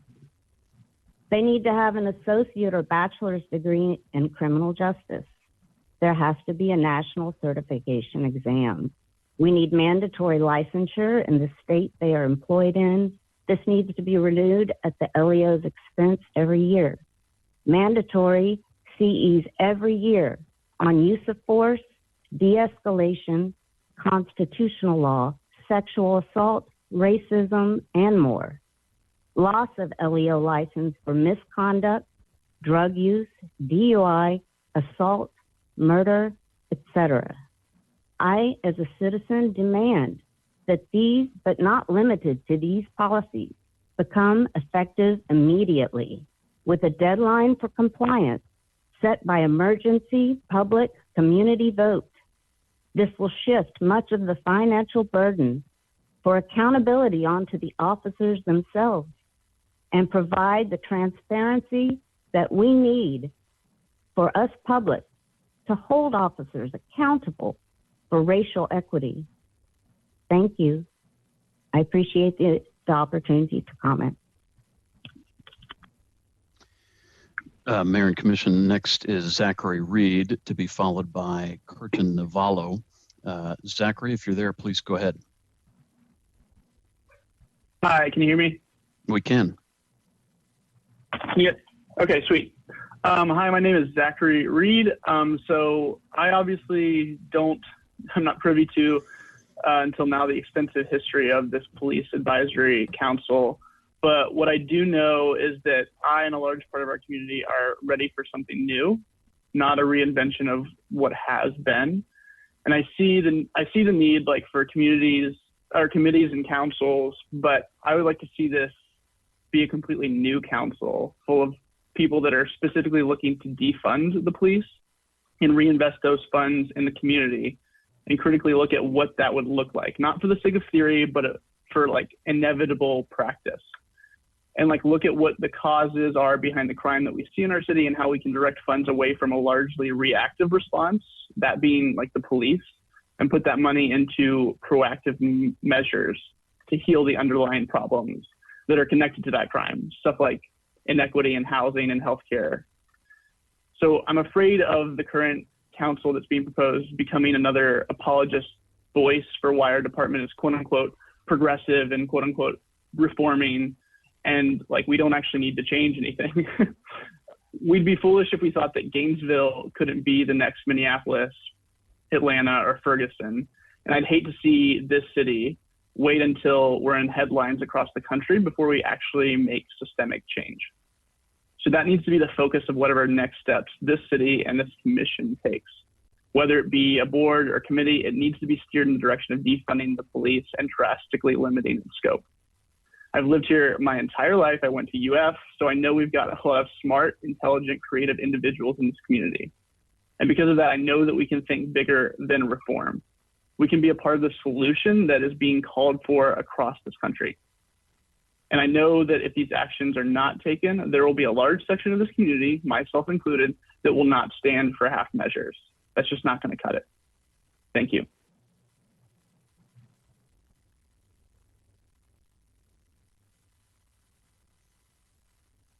Our next speaker is going to be Curtin Navallo, followed by Darlene Pifalo. And I wanted to just note that we do have a couple of callers who've joined since we started these comments, and we'll get to them as best we can. Curtin, if you're there, please go ahead. I hope I said that right. Hi. First of all, you did not say it wrong. My name is Kirsten Naval. Thank you.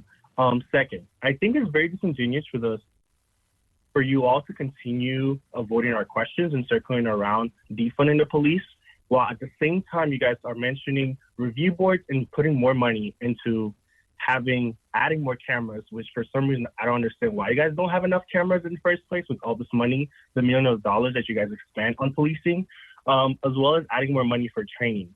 But that's not what we're asking. That's not what the thousands of people that have been protesting in the city of Gainesville have asked for. We've all been asking and demanding. We're not even asking at this point. We're demanding for you guys to defund the police. Like, you have taken too long with this. You're circling around our questions. We've been calling for weeks, and you continue to play games with us. And I feel like at this point, you guys are not working for the people. You guys are working for yourselves and for whatever power you guys feel like you guys need to adhere to that's not the people, as if we did not elect you all. That's all I wanted to say. And my name again is Kirsten Naval. Please and thank you.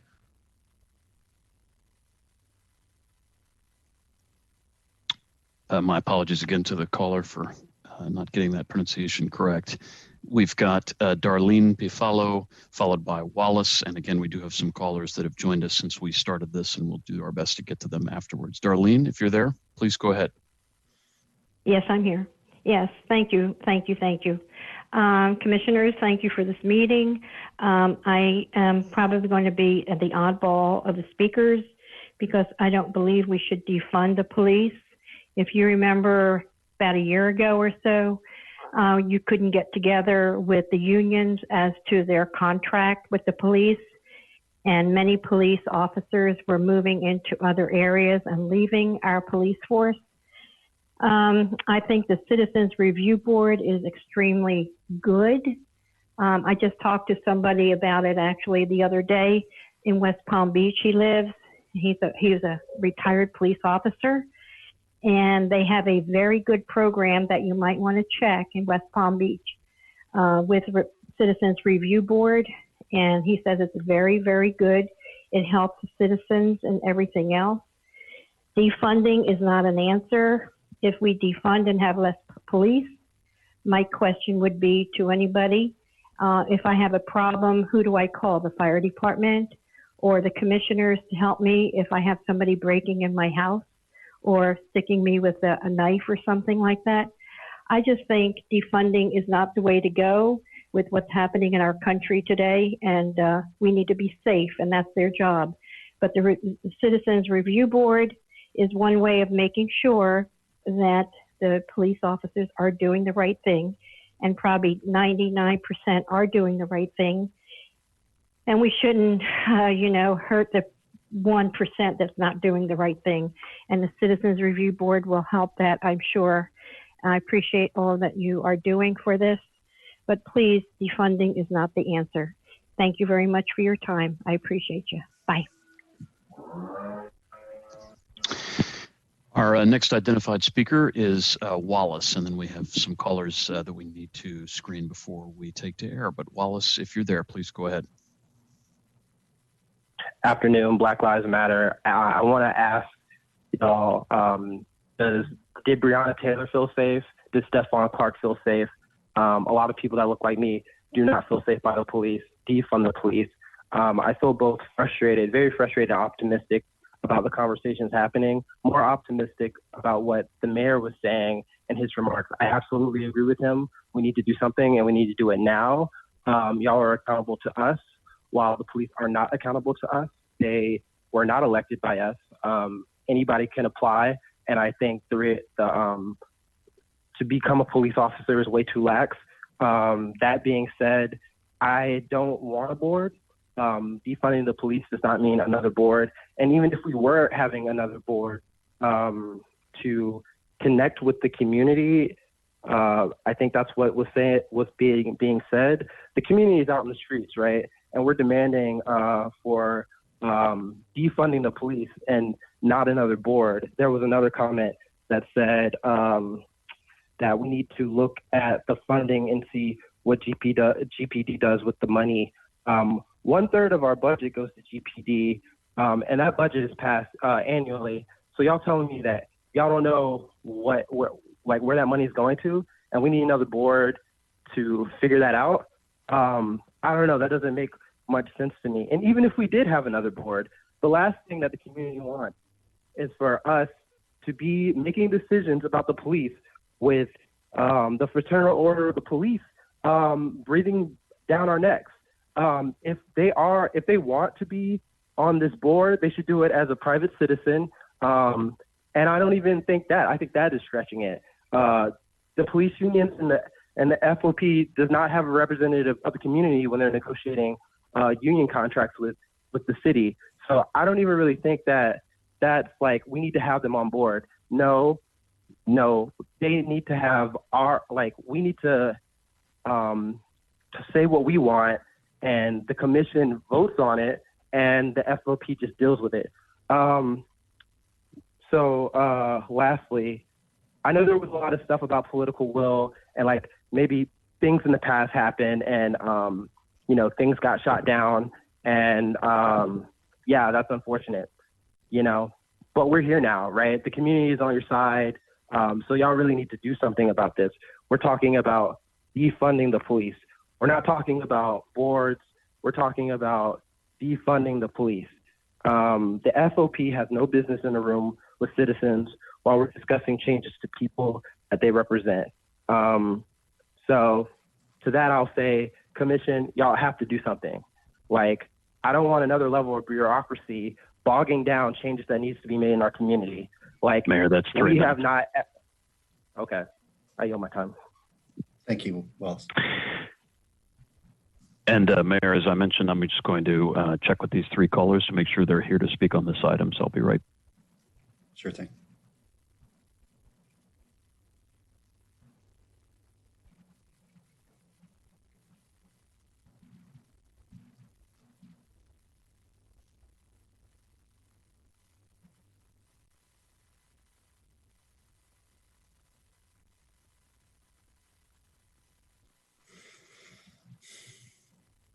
Y'all noticed I skipped out on my other meeting. I'm still here.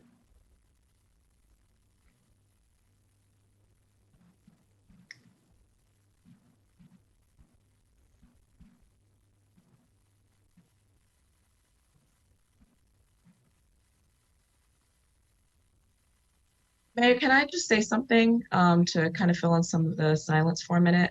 Sure, go ahead.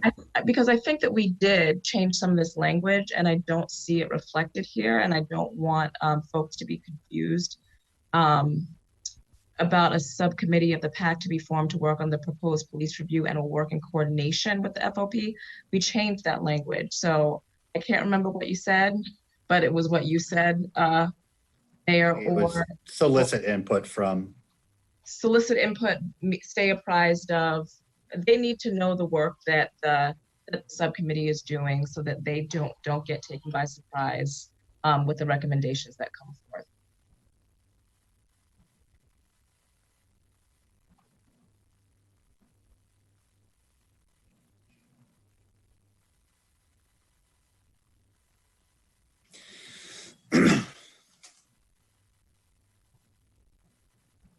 I'll be right back. Larry can go with the next caller whenever you're ready. I'm just gonna get a cup of water.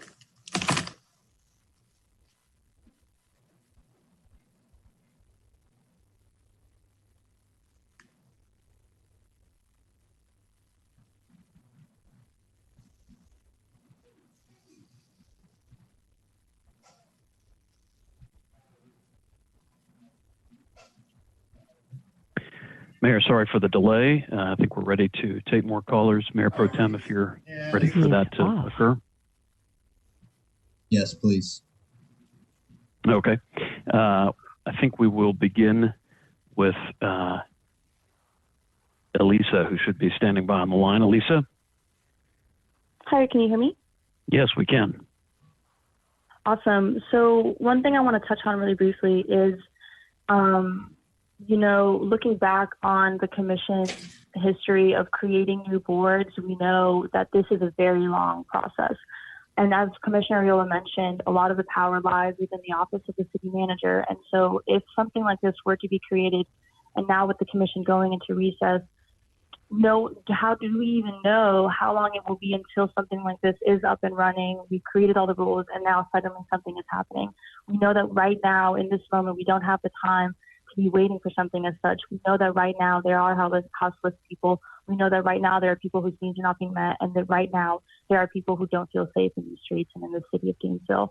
And so that being said, it's very important to, as has been mentioned by commenters before me, to listen to what the people are saying right now, listen to what the protesters have said, the community is asking of the commission, to sincerely just bring together people in the community for a discussion, perhaps a workshop, something along the lines that is active and that is a more urgent action as opposed to a long-term thing such as a board. And while that might create more long-term solutions in a different way, I think right now it's important to recognize what the people are asking and look at more direct and quicker approaches to this. And by listening to people and recognizing that immediately we know there are places in our city, there are areas that could use some of the funding that GPD currently has and is not accurately using. As has been stated before me, they are responding to certain calls, but many times those calls should be responded by other people trained to meet those issues and to solve those problems. And so I just ask that you sincerely consider this long process of creating a board as opposed to looking at more urgent, quick outcomes and actions that bring people from the community forward, uplift their voices, and directly respond to what they're asking right now. Thank you. Our next caller is Elizabeth, standing by. Elizabeth, if you're there, please go ahead. Hi, this is Elizabeth Diaz-Brooks. Thank you so much to everyone who's already spoken today, particularly the mayor. I really appreciate you guys making space to hear the people. Now we'll be able to see if you're actually willing to listen, because we will hold you accountable. I agree that we need to immediately begin funding mental health counselors, affordable housing, social workers. We can easily get that money and begin this process now if we defund the police. This is how we will fund these positions. Officers with guns are reactionary rather than preventative, as many callers have already said. They are not trained in proactive measures, right? They're not putting the people first. People typically call the police after something has happened. They do not prevent crime. They often escalate crime and lead to significantly more violence. I want to be very, very clear. I support defunding the police. I do not support body cams or dashboard cams for that reason on our police, because this would increase their funding rather than actually defund them. Let's fund our communities instead and make sure people have the proper essentials to just live, to survive. This is what will lower crime, not more funding for the police. If you really care about the people, you fund the people. You will fund directly into their communities rather than funding and contributing to increasing violence. To respond to an earlier caller who claimed that the police protect people, I urge that person to ask themselves who they are protecting. If you do not take our community remarks into account, we will be in the streets. We will make sure that you listen. Let me just be very clear. We will not stop demanding what should be rightfully ours. Defund the police and fund our communities now. Thank you. And Mayor, that appears to be our final caller on this item. Okay, thank you very much for all the callers that called in. I'm going to throw out a date because I do hear the callers wanting a bit of certainty as not wanting this conversation to get lost or pushed down the road. And so I'm going to suggest that this special meeting be scheduled for 9 a.m. on July 13th. That is the day we get back from recess. We do have a GRU budget meeting that evening, but I think if we start our meeting in the morning, we should be able to have a good, healthy discussion. It gives our neighbors time to prepare for that meeting and make plans to participate. We will need our clerk's office to work on how to safely conduct that meeting. I believe that we will no longer be allowed to hold virtual meetings anymore. The governor's order, unless he changes it, expires for virtual meetings expires on June 30th. And so we will need to find a location and a process by which we can all participate in that special meeting safely because unless there's a dramatic change, we're going to be in a much less safe situation with respect to COVID-19 in mid-July than we are today. And so that gives us, about 3 weeks to prepare how to host that meeting in a safe manner. And one thing I'd like the clerk to consider, I know that the commission must meet in person, but perhaps we can allow our community to address this virtually. And that may be a safe solution to that as well. But if the maker of the motion would be okay with, I guess I can schedule a meeting whenever I want, but that is the first day that we're back and that morning is open according to my calendar anyway. So if there are not any further comments, let's go ahead and move to a roll call vote. That's a lengthy motion that you see on the screen before you. Commissioner Simmons?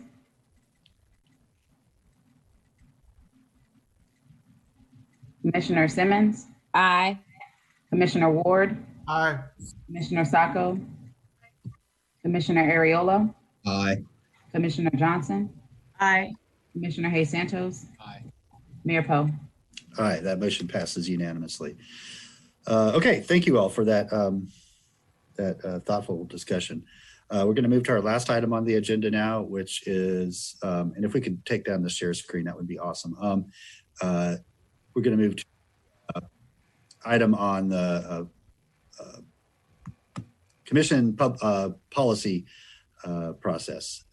So where we left off, I think that one of the main points of discussion was making the referral process equitable, and Commissioner Santos brought up some suggestions for that. I want to speak more specifically to what is currently in the pipeline, and I as a commission believe that we need to prioritize anything that specifically relates to our COVID-19 response, as well as the new, they're not new, but the agreed upon established priorities of the commission as identified through our strategic planning process. I think those need to be heard first. And then once we address those, we can move on to the other ones. But did anybody have any further suggestions or comments or a motion?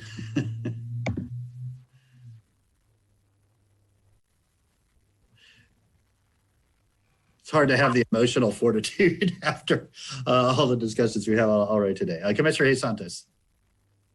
What kind of motion are you looking for to accept this? That we do things?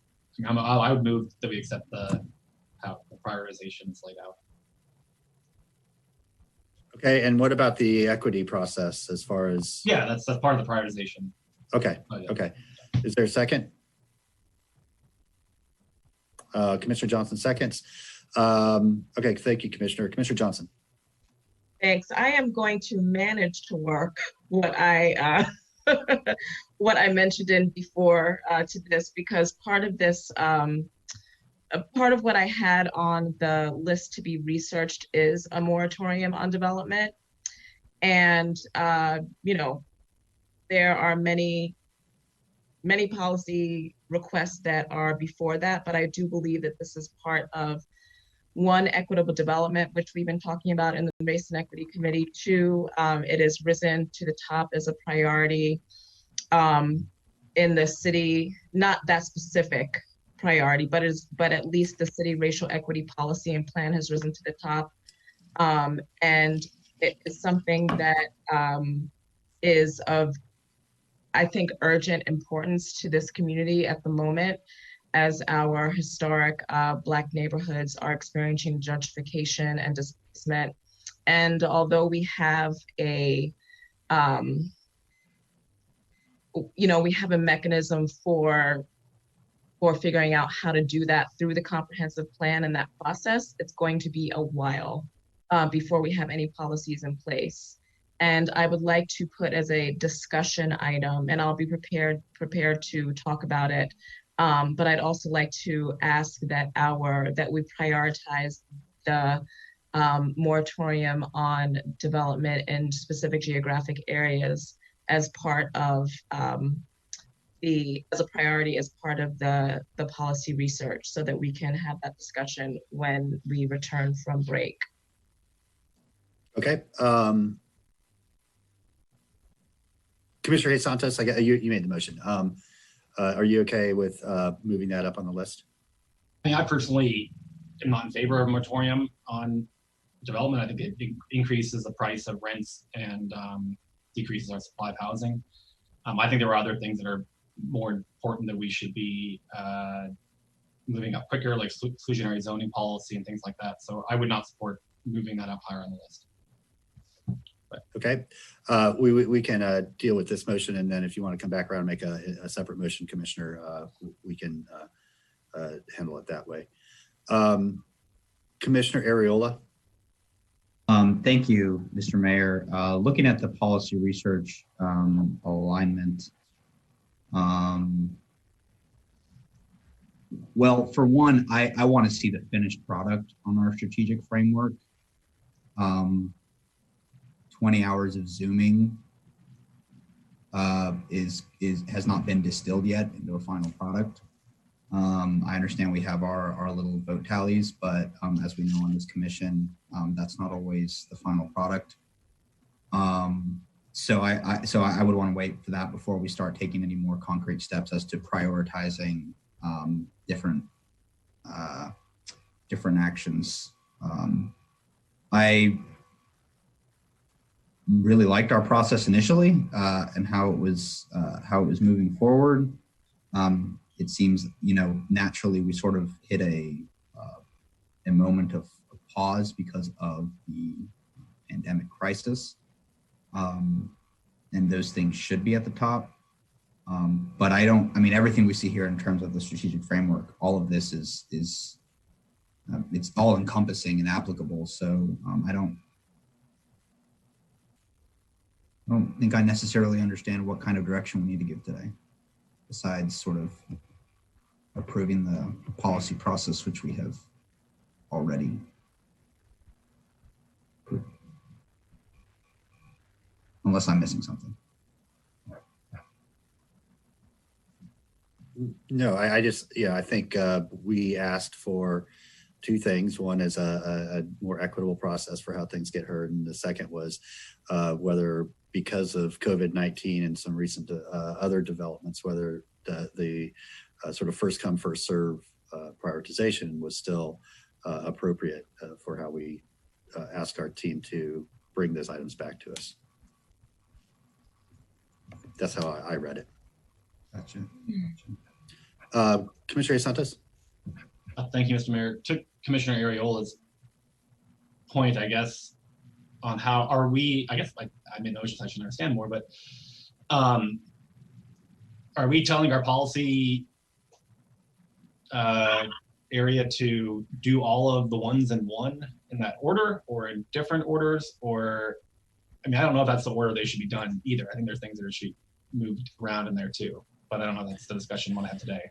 Or why don't we ask Ms. Gainey or Mr. Folston to, I don't want them to walk away from this meeting confused about the direction we're trying to give either. So Ms. Gainey or Mr. Folston, do you want to jump in here and see if we can add any clarity to your job? Sure, I'll jump in while Mr. Folston is coming in. There he is. Just briefly, we took the draft from the strategic workshops you all had to at least identify what those top priorities were, to try to be in alignment with that, because we, after meeting with the charters, we think it's most effective to make sure that the research process is also aligning with what you all said are your priorities for the next 5 years. So those are not in any particular order. I think once the report, or at least the draft report, is released, and those categories are prioritized according to whatever came out of the strategic workshop, that it'll have some more form after that. So they're just listed, not necessarily, like I said, they're not in a, Yeah, it's not, you're not going to bang them out, in this order necessarily. Right. Okay. Thank you, Mr. Mayor. Sure.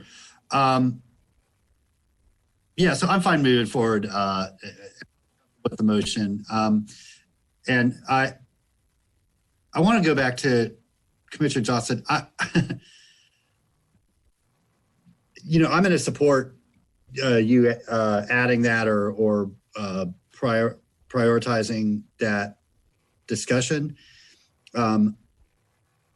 I don't know how I feel about it yet. I don't know. I just need to learn more about how this has worked in other communities. I don't know how that will affect current proposed development that's already, been approved, or sort of is already, applications have already been submitted versus, future applications for development that have not been submitted. I mean, I think that's a sort of easier lift, easier for me to understand how that would change and how this affected. So I am absolutely comfortable with learning more about how this helps us accomplish our goals. But sort of tabula rasa right now as far as what I think and how effective it may or may not be in accomplishing those equity goals. So we can come back and you can make a separate motion on that once we vote on this. Go ahead, Commissioner Johnson. Thank you. Yes. So the motion that I'm going to make is to have a discussion about it. It is a very, it can be complicated. We need more information about it, which is why I think we need to have the policy research team do some more research on it. When you hear moratorium on development, I think that people think a blanket, yes, let's have a moratorium on development on all development in all neighborhoods. And that is not what I will be proposing. It will be very specific. It will be time limited. It will be geographic specific. There are many different ways to accomplish a moratorium, and to what I believe we need to do is give time for our comp plan to come into existence and the policies created to work, because if we don't, we will not have any more historic Black neighborhoods in Gainesville. So, I'm not necessarily interested in hearing whether or not, I don't want to say I'm not interested in hearing.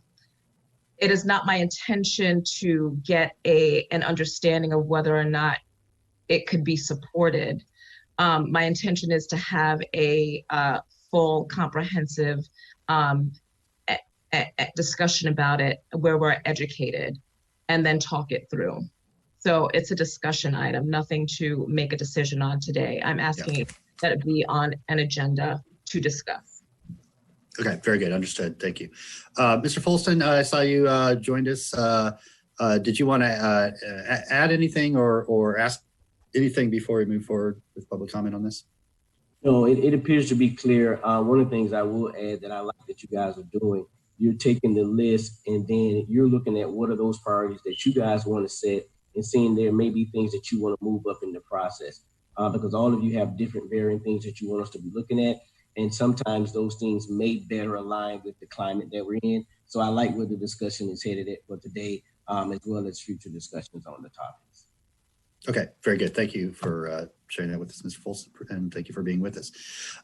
Okay, so the motion on the floor is to accept the policy process as laid out in the backup, basically prioritizing the commission's priorities established through our strategic planning goal. And so Larry, will turn back to you for any public comment on this item. Yes, sir. Thank you. We do have one caller standing by, and that is Tracy Miucci. Ms. Miucci, if you're ready, please go ahead. Hi, I just wanted to support Commissioner Johnson's suggestion that we implement an immediate moratorium on development, considering the recent cases. I also speak not only as a Gainesville City resident, but as a resident. And, you know, we need more affordable housing options. Over the past 10 years, I've lived in apartments infested by bats and flooding, and my neighbors go through issues too. So we need to do something. We don't need more development, especially with the Seminary Lane case. That's just ridiculous. So I would really like to see Commissioner Johnson's suggestions taken seriously and put up for vote. Thank you. Thank you. And Mayor, that was our only call on this item. Okay, very good. So let's go for a roll call vote, Madam Clerk, on this item, and I'll turn back to Commissioner Johnson.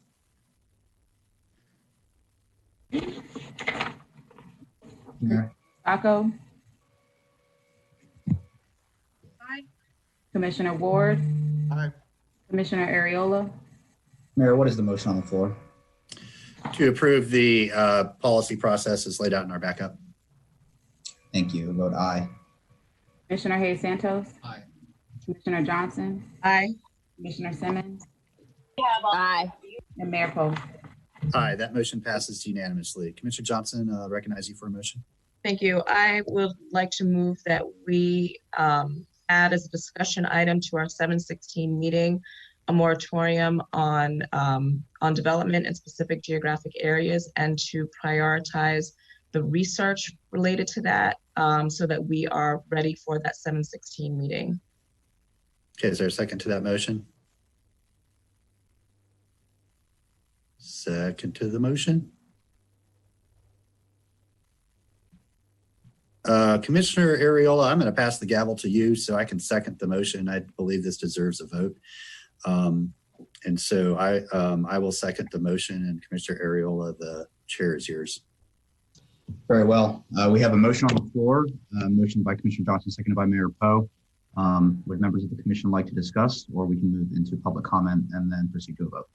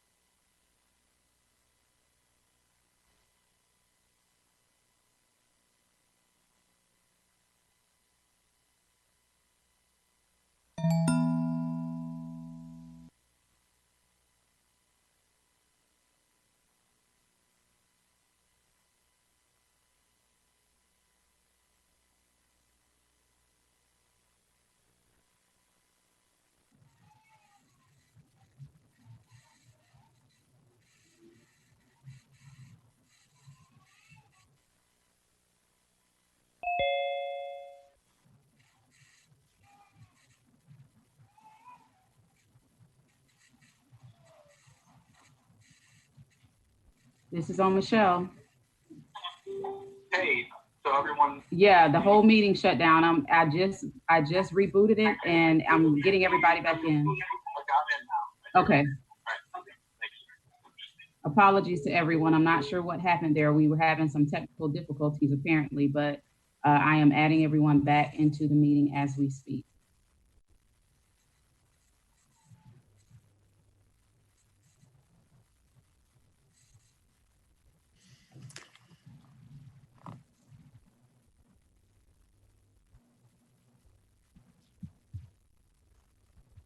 Okay.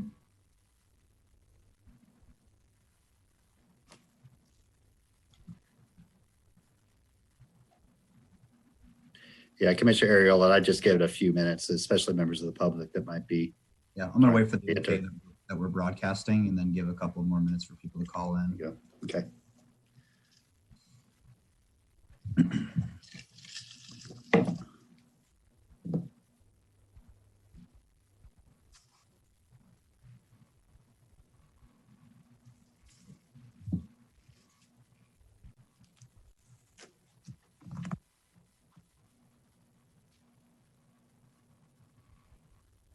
Mayor, this is Larry Schooler. I've been advised we're still broadcasting and streaming, just FYI.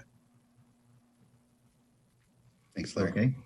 In that case, I want to give members of the public the opportunity to call in after that little abbreviation. So we're not going to move directly into that. We'll just allow people to log in right now. And if any commissioners would like to get in line to speak, raise your little hand and I will recognize you.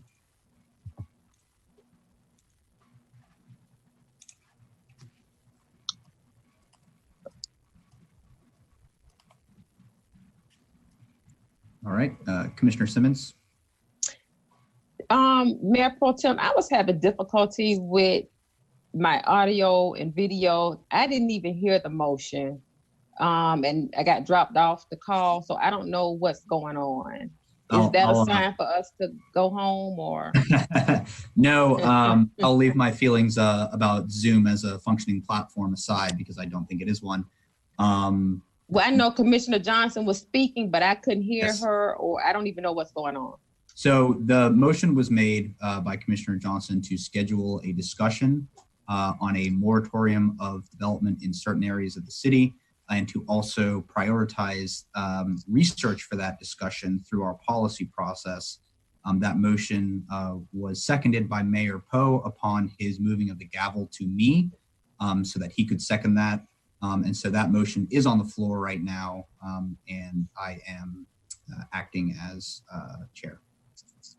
Can Mayor Pro Tem, can I have Commissioner Johnson just just tell me what she was speaking about? I just didn't even hear what she said. Sure, Commissioner Johnson, if you wouldn't mind elaborating.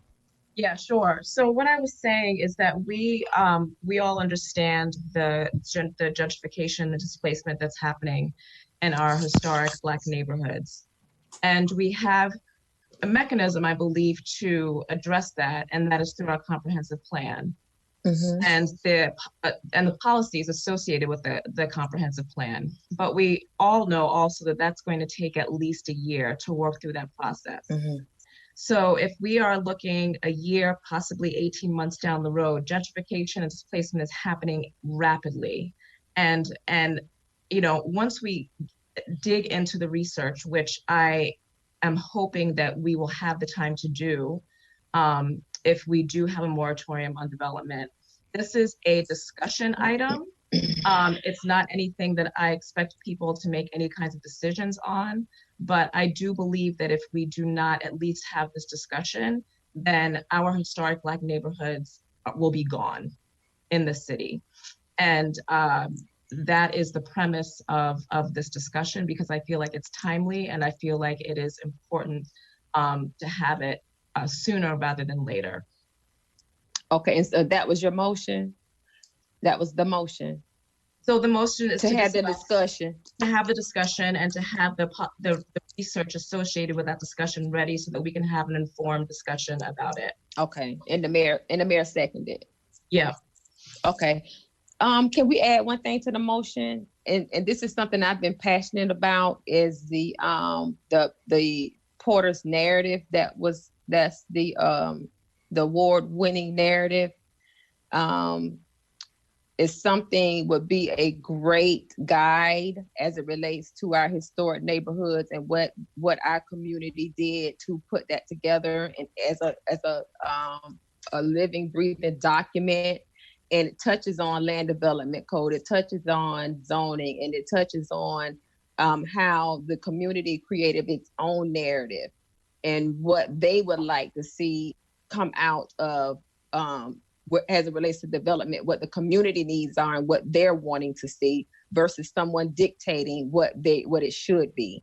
And again, I think you all have gotten a copy of that narrative. And if we can add that to the motion to have staff take a look at that and somehow use that as a guide or just have that in the discussion. Sure. That's fine. Okay. Yep. Very well. The maker and seconder of the motions have agreed to include the Porter's community narrative as prioritized research for that discussion when it comes before the City Commission. I see a hand up for Commissioner Hayes Santos. Commissioner Hayes Santos. Yeah, thank you, Mr. Mayor. I want to say why I don't support this motion, and I don't support it because I believe that a moratorium will increase the cost of rent in our city. And I believe there's other avenues we can take and we should take and should take quickly. But doing a moratorium will increase the cost of rent in our community. I don't think we should be taking action to do that. Thank you, Commissioner. I am going to channel the mayor's words on a special meeting. Let's try to avoid discussion of the subject matter. We're talking about scheduling. I appreciate the comments, commissioners, but let's try and keep to the discussion of the motion. Okay, seeing no more comments. I did have one question for the clerk as far as scheduling. I understand we're going into recess, and I just wanted to make sure that the makers of the motion had an input timetable because it does sound as though this is something. It was for our next regular City Commission meeting in July. Okay. That was the motion. Okay. Very well. All right. Seeing no more hands from the City Commission, I will go ahead and move to Mr. Larry Schooler requesting public comment. Mayor Pro Tem, we don't have any callers on this item. Thanks. Okay. Very well. We will go ahead and move into a roll call vote. Madam Clerk. Commissioner Hayes Santos? No. Commissioner Ward? No. Commissioner Sacco? Aye. Commissioner Simmons? Aye. Commissioner Johnson? Aye. Commissioner Ariola? Aye. Mayor Poe? Aye. Very well. That vote concludes. Mr. Mayor, I relinquish chair duties back to you. Okay, thank you very much, Mayor Pro Tem. Ms. Gainey, I believe that was 5-2 with Ward and Hayes Santos in dissent. Okay, we have reached the end of our business today. Thank you all. I'm sure glad we didn't try to do that on Thursday night. That would have been an unmitigated disaster. We will see all of you later this evening for our MTPO meeting. Until then, everybody be well, and we'll see you in a few hours. This meeting is adjourned.